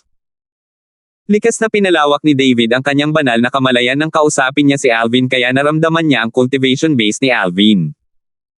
Tumango si Alvin. Kamakailan lang ako nakalusot. Pagkatapos, tumingin siya kay Gerald nang may nagniningning na mga mata habang sinasabi, "Ika-4 na batang Panginoon, umaasa talaga ako na matutulungan mo ako. Malaki ang utang na loob ko sa iyo at may utang ako sa iyo ng isang pabor." Tahimik na tumingin si Gerald kay Alvin, na wala sa kanyang iniisip. Maya-maya, tumingin siya kay David at nagtanong, "Lolo David, ano sa palagay mo?" Tumango si David. "Kung kasama ko siya, hindi siya makakagawa ng anumang panlilinlang o makakagawa ng anumang pinsala." Nang marinig ang mga salitang ito, lumingon si Gerald upang tingnan si Alvin at nakangiting sinabi, "Alvin, dadalhin kita sa estate ng angkan at hahayaan kitang makilala ang pinsan ko. Gayunpaman, bukod sa utang mo sa akin ng isang pabor, kailangan mong sabihin sa akin ang buong kwento ng Eastern Emperor. Kung hindi ito abala para sa iyo. Para magawa ito, maaari mo itong itala sa isang memory jade talisman at ibigay sa akin. Gusto kong malaman kung paano haharapin ni Drew si Tonton na nagtaksil sa kanyang ina-inahan. Gusto ko ring malaman kung mababago niya ang kapalaran ng kanyang mga tunay na magulang at mailigtas sila pagkatapos ng paglalakbay pabalik sa 1,000 taon. Sige. Agad na sumang-ayon si Alvin kay Gerald. Itatala ko ito sa isang memory jade talisman at ibibigay ko ito sa iyo pagkatapos kong makilala si Talia. Tungkol naman sa pabor na utang ko sa iyo, maaari mo akong kontakan kapag kailangan mo ako. Gayunpaman, ang iyong kahilingan ay hindi maaaring lumabag sa aking mga personal na prinsipyo. Siyempre naman. May sarili rin akong prinsipyo, tango ni Gerald. Dahil doon, nagpalitan ng dalawa ng soul pearls para mapadali ang komunikasyon sa hinaharap. Kailan mo ako isasama para makilala si Talia? Sabik na tanong ni Alvin. Kung maaari lang, ayaw niyang sayangin ang oras. Maaari na tayong umalis, sabi ni Gerald, nagkataon lang na wala ang tiyahin ko sa estate kaya si Elder Quincy na lang ang kasama ng pinsan ko ngayon. Quincy. Tinaasan ni Alvin ang kanyang mga kilay. Kung hindi dahil kay Quincy, mapatunayan sana niya kung si Talia nga ba si Kelly noong sila ay nasa King Descending City. Huwag kang mag-alala, sabi ni Gerald, aakitin siya ni Lolo David para makilala mo ang pinsan ko. Nakahinga ng maluwag si Alvin nang marinig ang mga sinabi ni Gerald. Agad na nagtungo ang tatlo sa lupain ng angkan ng Langston sa silangan ng lungsod. Pagdating nila sa hangganan ng lupain, isang grupo ng mga nagpapatrulyang matatanda at disipulo ang lumitaw at bumati kina Gerald at David. Elder David, Batang Panginoon Gerald.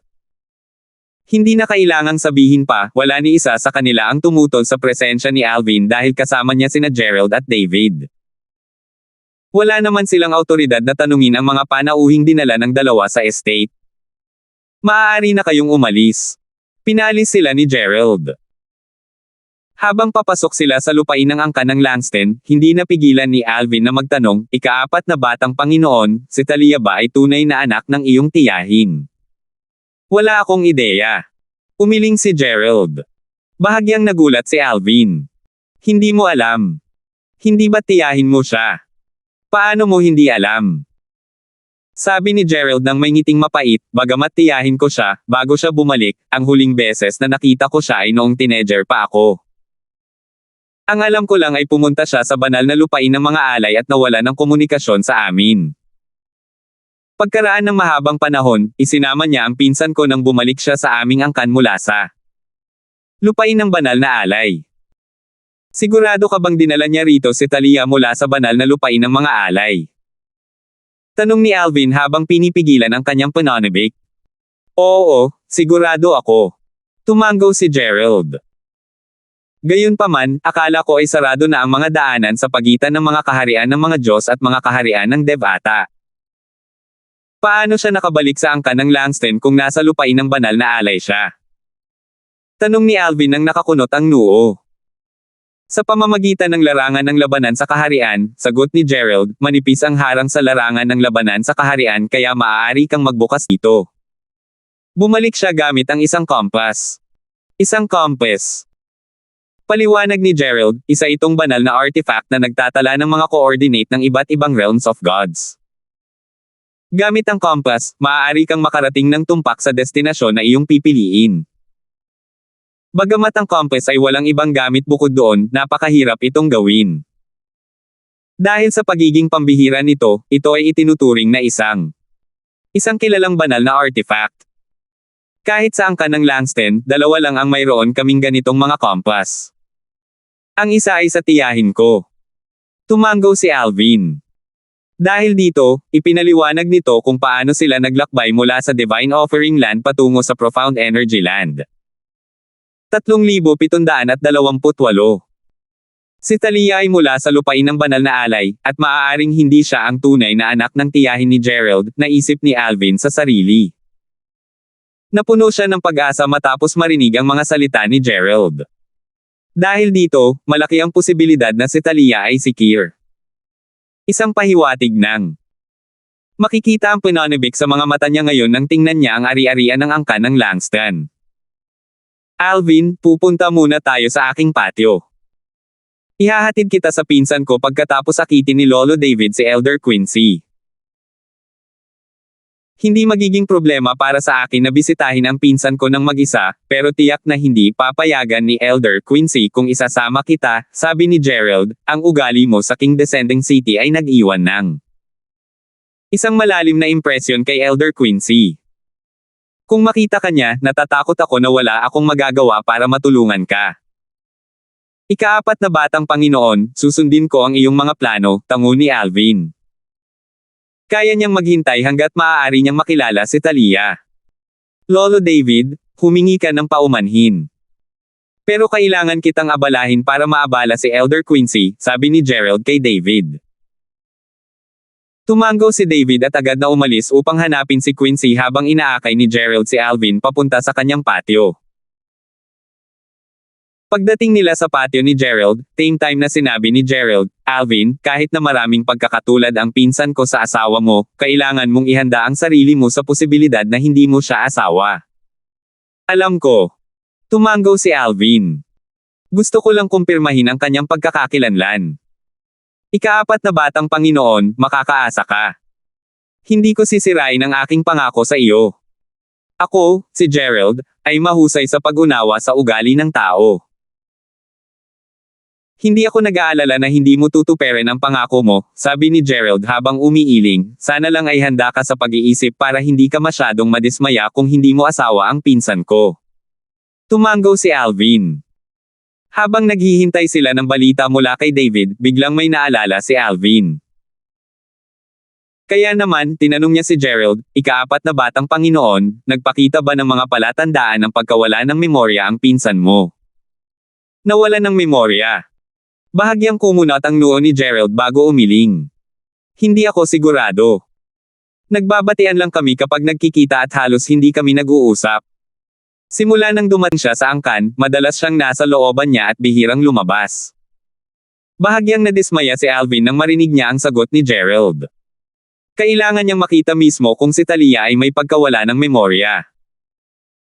Umupo muna tayo habang naghihintay, sabi ni Gerald habang sinenyasan si Alvin na umupo sa harap ng isang mesang bato. Pagkatapos, nakangiting nagtanong siya, Alvin, nabalitaan kung kamakailan ka lang sumali sa Hidden Fog Sect matapos kang irekomende ng dekano ng Hidden Fog Academy sa Skywind City. Tama. Tumango si Alvin. Nabawasan ang kanyang pagkabalisa nang malaman niyang malapit na niyang makilala si Talia at mapatunayan niya kung ito nga si Kelly.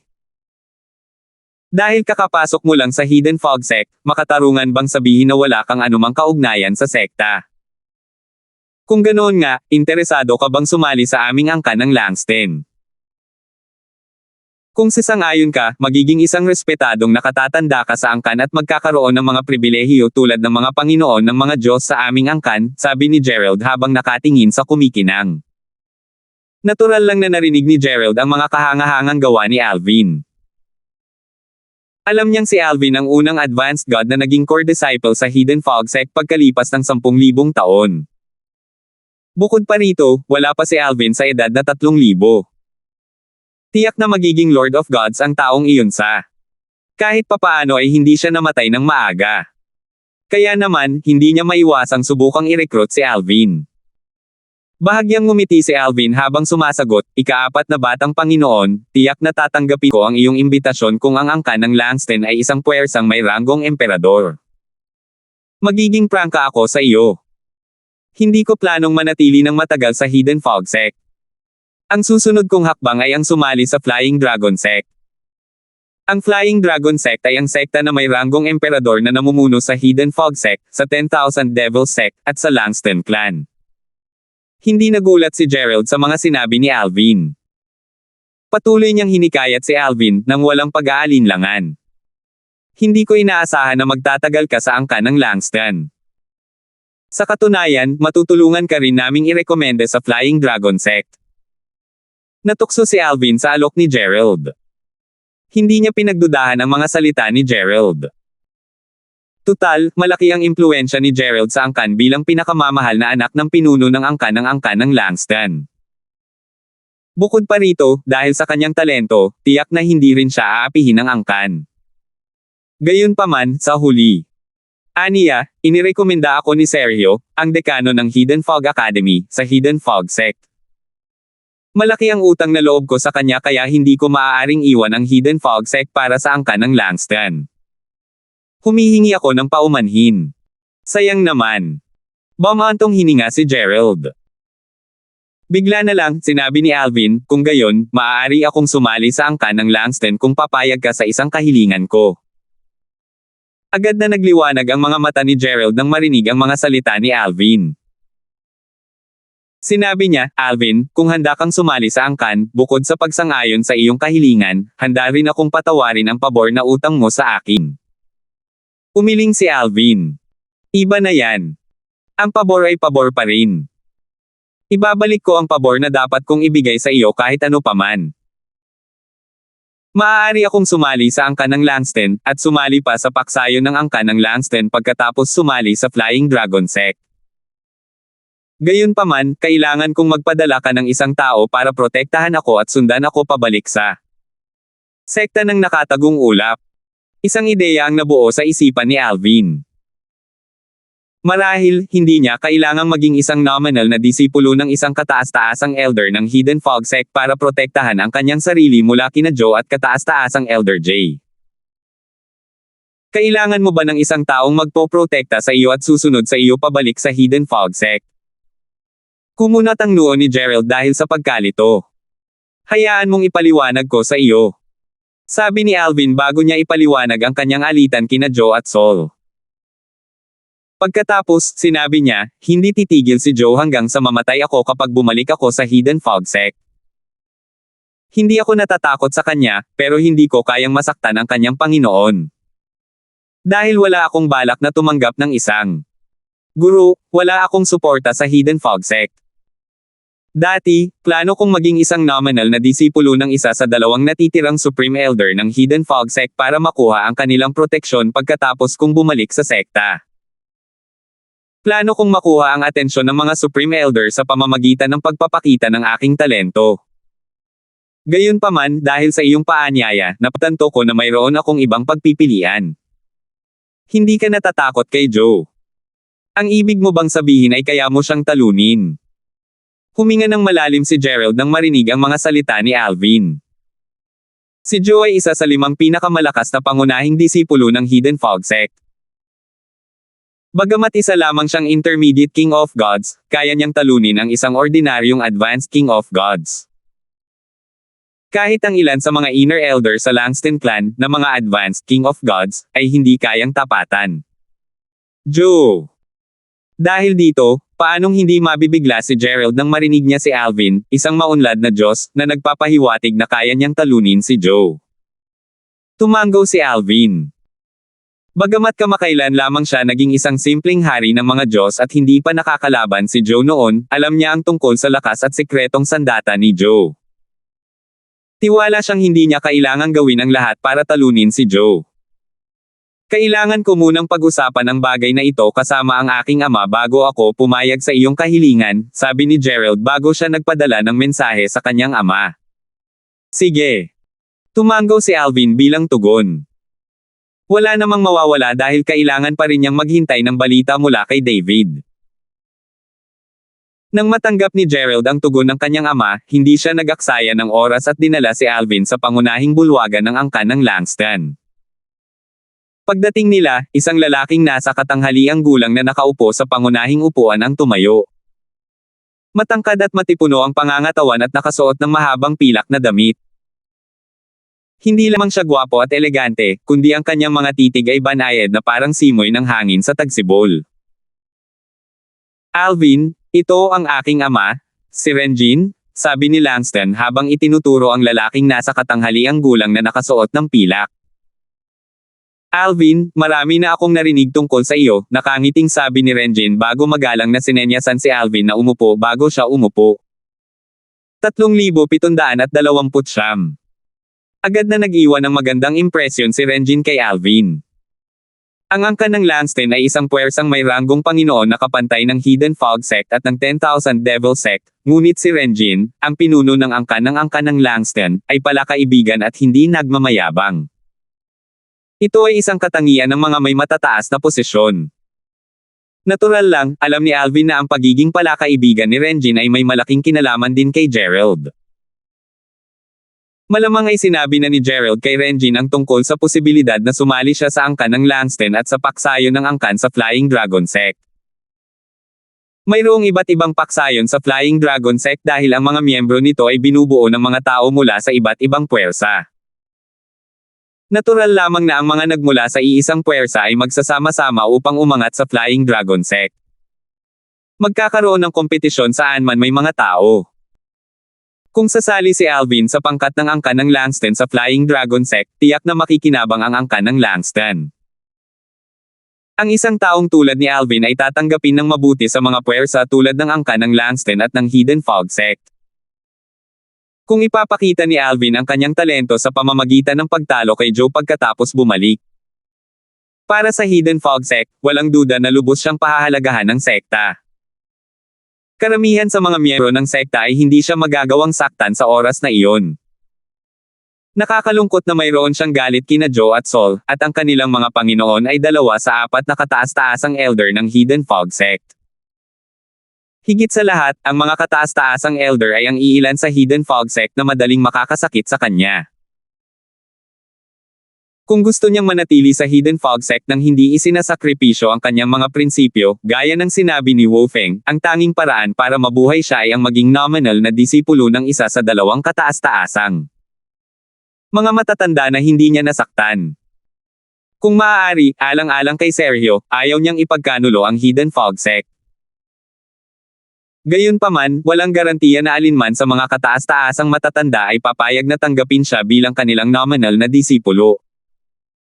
Sa harap ng pagpiling ito, natural na hindi siya mag-aatubiling. Umalis sa Hidden Fog Sect ngayong nakahanap na siya ng ibang daan palabas. Marami ka ring narinig tungkol sa iyo, leader ng angkan na Langston, sabi ni Alvin pagkatapos umupo. Nakangiting sabi ni Renjin, Alvin, ayoko ng paligoy-ligoy kaya prangka na lang ako sayo. Kinausap na ako ni Gerald kanina. Kung mapapatunayan mo sa akin na kaya mo talagang talunin ang isang taong kasing lakas ni Joe, magpapadala ang angkan ng Langston ng isang tao para protektahan ka at susundan kita pabalik sa Hidden Fog Sect. Ano sa tingin mo? Sige. Tumango si Alvin. Inaasahan na niya ito. Tutal, normal lang naman na kailangan muna niyang patunayan ang sarili niya. Sa sandaling ito, isang matangkad at maskuladong binata na nakasuot ng berdeng roba ang pumasok sa pangunahing bulwagan. May kitang-kitang mga kilay at matalim na mga mata. Sumigaw siya, Ama. Agad na nagliwanag ang mga mata ni Gerald, na nakaupo sa tabi ni Alvin, nang makita niya ang binata. Sumigaw siya, Pangatlong kapatid. Pang-4 na kapatid, sabi ng binata habang nakangiti kay Gerald. Dahil dito, natural na nahulaan ni Alvin na ang bagong dating ay ang ikatlong anak ni Renjin, si Galen Langston. Si Galen Langston ang may pinakamataas na likas na talento at kasanayan sa pag-unawa sa kanyang mga kapatid. Siya ay wala pang 10,000 taong gulang at isang intermediate king of gods. Mas malakas siya kaysa sa karamihan ng mga inner elder sa angkan ng Langston. Sa kabila ng pagiging isang intermediate king of gods, siya ang pinakamalakas na core disciple sa angkan ng Langston. Kahit ang mga pangunahing disipulo ng angkan ng mga advanced na hari ng mga Diyos ay walang kalaban-laban sa kanya. Minsan na niyang natalo si Saul noong pareho silang mga rudimentary na hari ng mga Diyos sa mahigit 100 galaw. Bukod dito, siya ay halos 2,000 taon na mas bata kaysa kay Saul. Feng. Maraming tao ang naniniwala na kayanan niyang talunin si Saul sa wala pang 100 galaw. Alvin, ito ang aking walang kwentang ikatlong anak na lalaki, si Galen. Ngumiti si Renjin habang ipinakikilala si Galen kay Alvin. Bahagyang gumalaw ang mga sulok ng bibig ni Alvin nang marinig ang mga salita ni Renjin. Umiling siya at sinabing, leader ng angkan Langston, matagal ko nang naririnig ang tungkol sa mga nagawa ng ikatlong batang guro. Paano siya naging walang kwenta? Sa aking palagay, karamihan, kung hindi man lahat, ng mga pangunahing disipulo ng nakatagong. Hindi man lang siya kayang tapatan ng Fog Sect. Alam ni Alvin na kahit ang pinakamalakas na disipulo ng Hidden Fog Sect ay halos hindi matatalo si Saul na isa sa 3 pinakamalakas na disipulo sa Hidden Fog Sect. Nangangahulugan ito na si Galen, na kayang talunin si Saul, ay mas malakas kaysa sa lahat ng mga disipulo. Mga disipulo sa Hidden Fog Sect. Nang marinig ang mga salita ni Alvin, hindi napigilan ni Renjin na mapangiti. Ipinagmamalaki niya ang kanyang anak, kung tutuusin. Nakangiti niyang sinabi, mukhang narinig mo na talaga ang tungkol sa anak ko. Sabi mo, kaya mong talunin si Joe, di ba? Ang kailangan mo lang gawin para patunayan ang iyong mga salita ay tiisin ang 30. Ano sa tingin mo? Sige. Tumanggo si Alvin. Hindi pa niya nasusubukan ang kanyang lakas matapos ang kanyang kamakailang tagumpay kaya't lubos siyang sumang-ayon sa mungkahi ni Renjin. Sige, Terena, pumasok na tayo sa aking maliit na mundo, sabi ni Renjin Langston. Sina Alvin, Galen, at Gerald ay pumasok sa munting mundo ni Renjin para makapag-spar si Alvin at Galen. Ang maliit na mundo ni Renjin Langston ay kasing lawak ng karagatan. Ang tatlo ay nakalutang sa kalangitan sa ibabaw ng isang tigang na lupain nang biglang hinaila palayo si Gerald ng isang banayad at di nakikitang enerhiya patungo sa malayong kalangitan. Hinarap ni Galen si Alvin at nanatiling malayo kay Alvin. Same time niyang sinabi, Alvin, nauuna sa iyo ang iyong reputasyon. Nabalitaan kong ikaw ang unang advanced god na naging core disciple sa Hidden Fog Sect sa loob ng 10,000 taon pagkatapos ni Wyatt. Narinig ko ang tinatawag ka ng mga tao ng sekta na pangalawang Wyatt. Ang pangalawang Wyatt. Ayokong mamuhay sa anino ng iba, sabi ni Alvin habang umiiling. Napakalakas ng loob. May kakaibang ngiti si Galen sa kanyang mukha. Buong kumpiyansa niyang sinabi, sabi ng tatay ko, isa ka ng panimulang hari ng mga Diyos at may kumpiyansa kang matatalo si Joe. Hindi ko pa nakakalaban si Joe, pero may kumpiyansa akong matatalo ko siya sa loob ng 10 galaw. Para matalo siya, kailangan mo. Kailangan kong tiisin ang kahit 30 galaw mula sa akin. Sige. Simulan na natin, sabi ni Alvin na may bahagyang ngiti sa kanyang mukha. Bumulwak ang berdeng enerhiya mula sa katawan ni Galen at agad siyang binalot habang pinipikit niya ang kanyang mga mata. Di nagtagal, ang enerhiya ay nagngangalit ng marahas na parang buhawi habang humahampas ang mga hampas ng hangin. Batay dito, malinaw na naunawaan niya ang batas ng hangin. Kahit na si Alvin ay isa ng simpleng hari ng mga Diyos, nakakaramdam pa rin siya ng pressure ng harapin si Galen. Siguro ay kahit papaano ay naunawaan ni Galen ang ilang triple fused profundities mula sa batas ng hangin. Gayunpaman, hindi ako sigurado kung naunawaan niya ang isang quadruple fused profundity. Hindi ko rin maaaring maliitin ang kapangyarihan ng kanyang bloodline. Tutal, kaya niyang talunin si Saul. Ang katotohanang kayang talunin ni Galen si Saul na 2,000 taon ang tanda sa kanya ay isang patunay kung gaano kakilakilabot ang kanyang likas na talento at kasanayan sa pag-unawa. Hindi na kailangang sabihin, sa kabila ng pressure, hindi man lang natakot si Alvin. Sa oras na ito, ang enerhiyang pangkalawakan ay nagngangalit na parang bagyo sa paligid ni Alvin. Kasabay nito, ginamit niya ang cross-dimensional profundity. Swoosh! Swoosh! Swoosh! Swoosh! Swoosh! Swoosh! Siyam na luha sa espasyo ang lumitaw bago bumulalas ang nakakatakot na mga sinag ng espada. Kasabay nito, si Gerald, na nakamasid mula sa malayo, ay nagtanong sa kanyang ama sa mahinang boses, "Ama, sa tingin mo ba ay kayang tiisin ni Alvin ang 30 galaw mula sa ikatlong kapatid?" Dahil nasa munting mundo ni Renji Langston sila, kahit wala siya sa tabi ni Gerald, naririnig niya ng mabuti si Gerald. Sumagot siya, hanggat hindi siya nagsisinungaling, hindi iyon magiging problema. Gayunpaman, kahit na ito ang unang beses na nakilala ko siya, batay sa kanyang kumpiyansa, sigurado akong nagsasabi siya ng totoo. Sa pagkakataong ito, sumugod si Galen. Dahil naunawaan niya ang batas ng hangin, napakabilis ng kanyang mga opensa. Ang mga espada ng hangin na tila kayang putulin ang lahat ay sumugod patungo kay Alvin. Nang makita ito, ginamit ni Alvin ang kanyang espasyong enerhiya upang bumuo ng isang pananggalang na harang.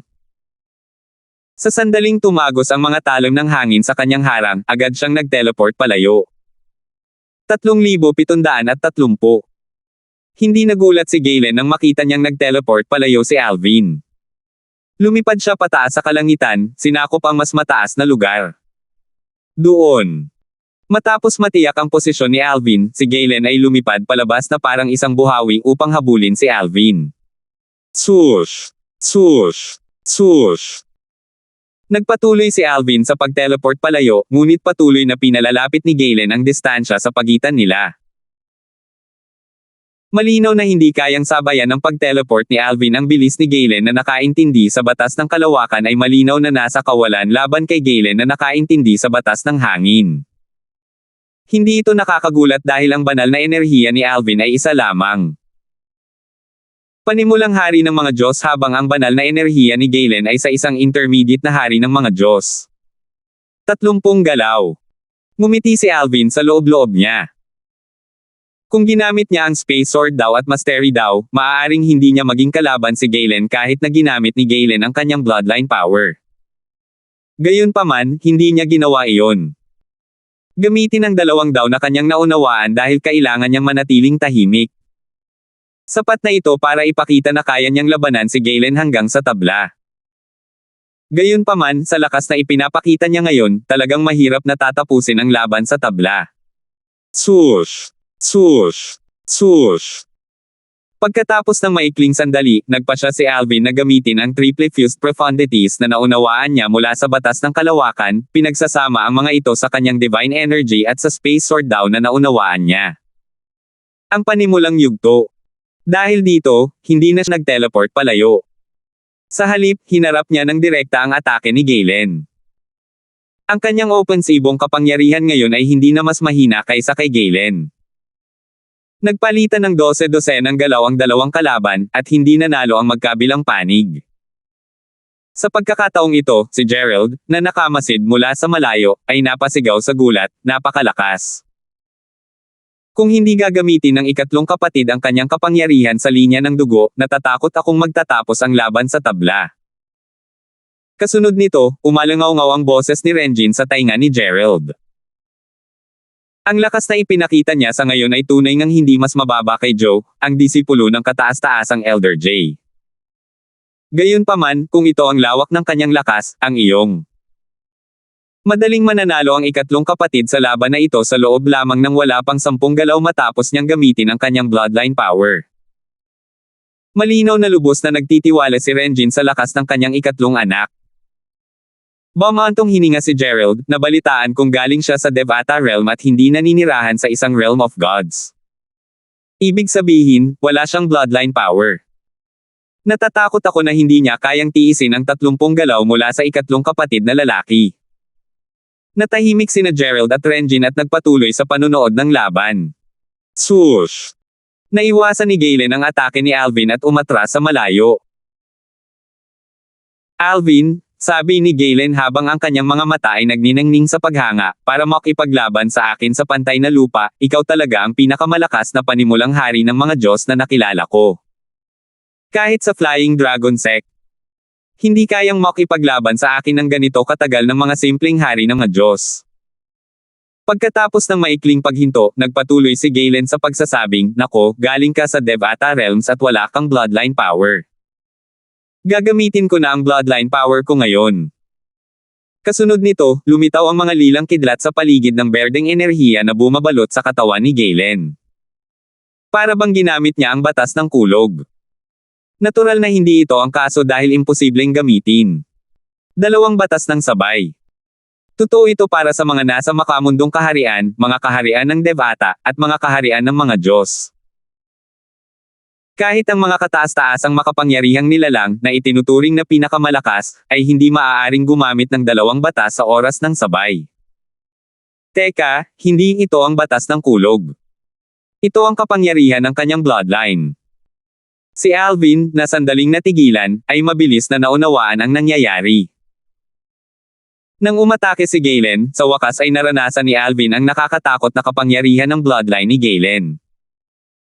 Ang kapangyarihan ng lahi ni Galen ay sumanib sa kanyang batas ng hangin, na nagbunga ng kidlat.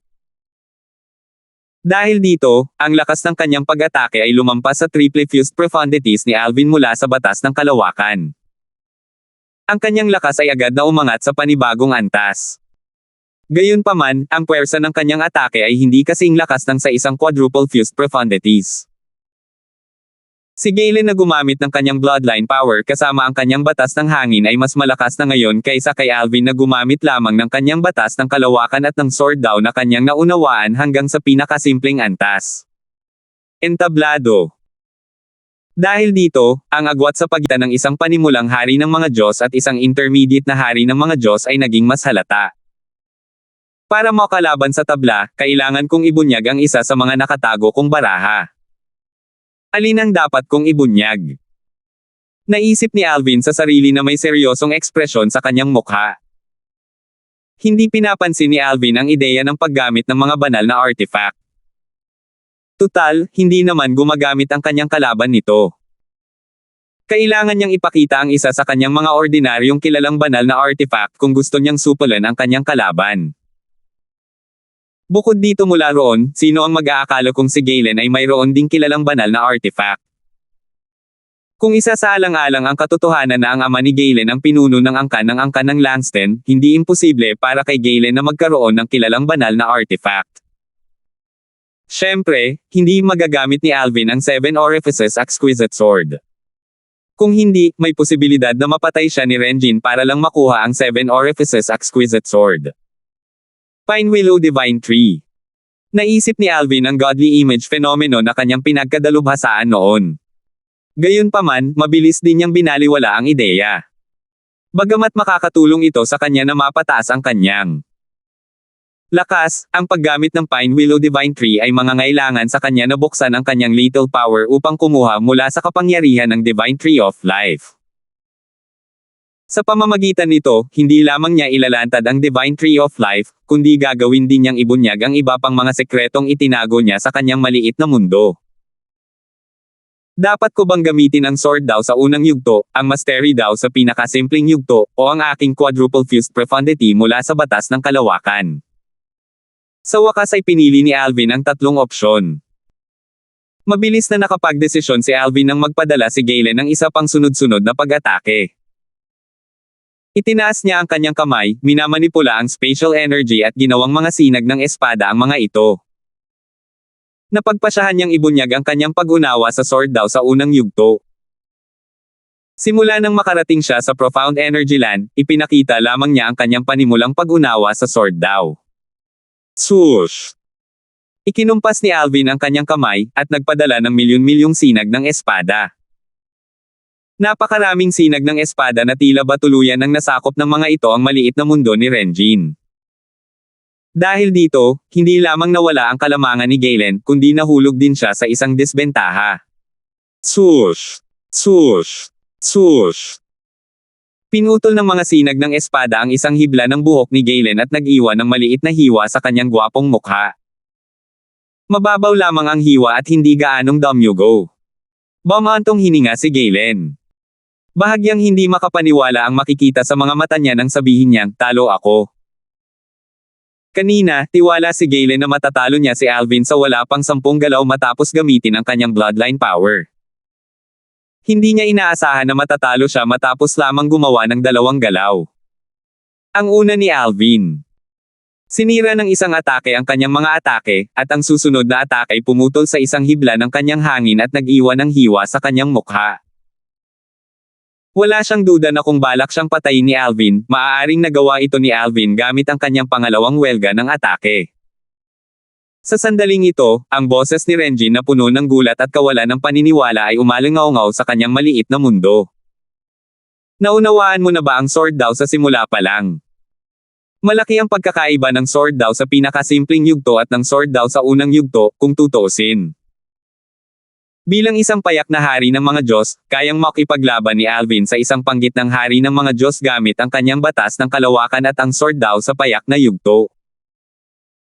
Sa unang yugto ng sword daw, siya ay kayang basagin ang pagkakatabla gamit ang isang namamagitan na hari ng mga Diyos. Ang espada daw ay ang daw na may sandata, isa sa 4 na daw ng langit at lupa. Ang 4 na daw ng langit at lupa ay mahiwaga at makapangyarihan. Kahit sa mga kaharian ng mga Diyos, hindi lahat ay kayang bumuo at unawain ang mga daos. Mayroon ding mga kataas-taasang Diyos at mga emperador ng mga Diyos na hindi kayang hubugin at unawain ang mga daos ng langit at lupa. Paanong hindi mabibigla si Renjin na si Alvin, isang simpleng hari ng mga Diyos, ay naunawaan na ang weapon daw sa simula pa lang. Marahil, maiuugnay ang kanyang pagkaunawa sa sword daw sa ang panimulang yugto patungo sa swerte, ngunit imposibleng maunawaan ang unang yugto kung umaasa lamang sa swerte. Bukod dito, si Alvin ay wala pang ang 3,000 taong gulang. Ang unang yugto ng sword daw. Nanlaki ang mga mata ni Galen sa hindi makapaniwala. Bagamat pinaghihinalaan na niya ito, nabigla pa rin siya nang marinig ang kumpirmasyon mula sa kanyang ama. Kung tungkol naman kay Gerald, hindi pa siya nakakabawi mula sa kanyang pagkabigla. Sa sandaling ito, lumitaw si Renjin sa kanyang maliit na mundo. Nagtanong siya ng may bahid ng pag-aalala, bukod sa aming 3 rito, mayroon pa bang ibang nakakaalam na naunawaan mo na ang sword daw hanggang sa simula? Umiling si Alvin. Hindi. Kamakailan ko lang ito naunawaan kaya ito ang unang pagkakataon na isiniwalat ko ito. Nang marinig ang mga salitang ito, nagliwanag ang mga mata ni Renjin nang sabihin niya, magaling. Napakagaling. Salamat po at sinamahan ninyo ako, ingat lagi mga master.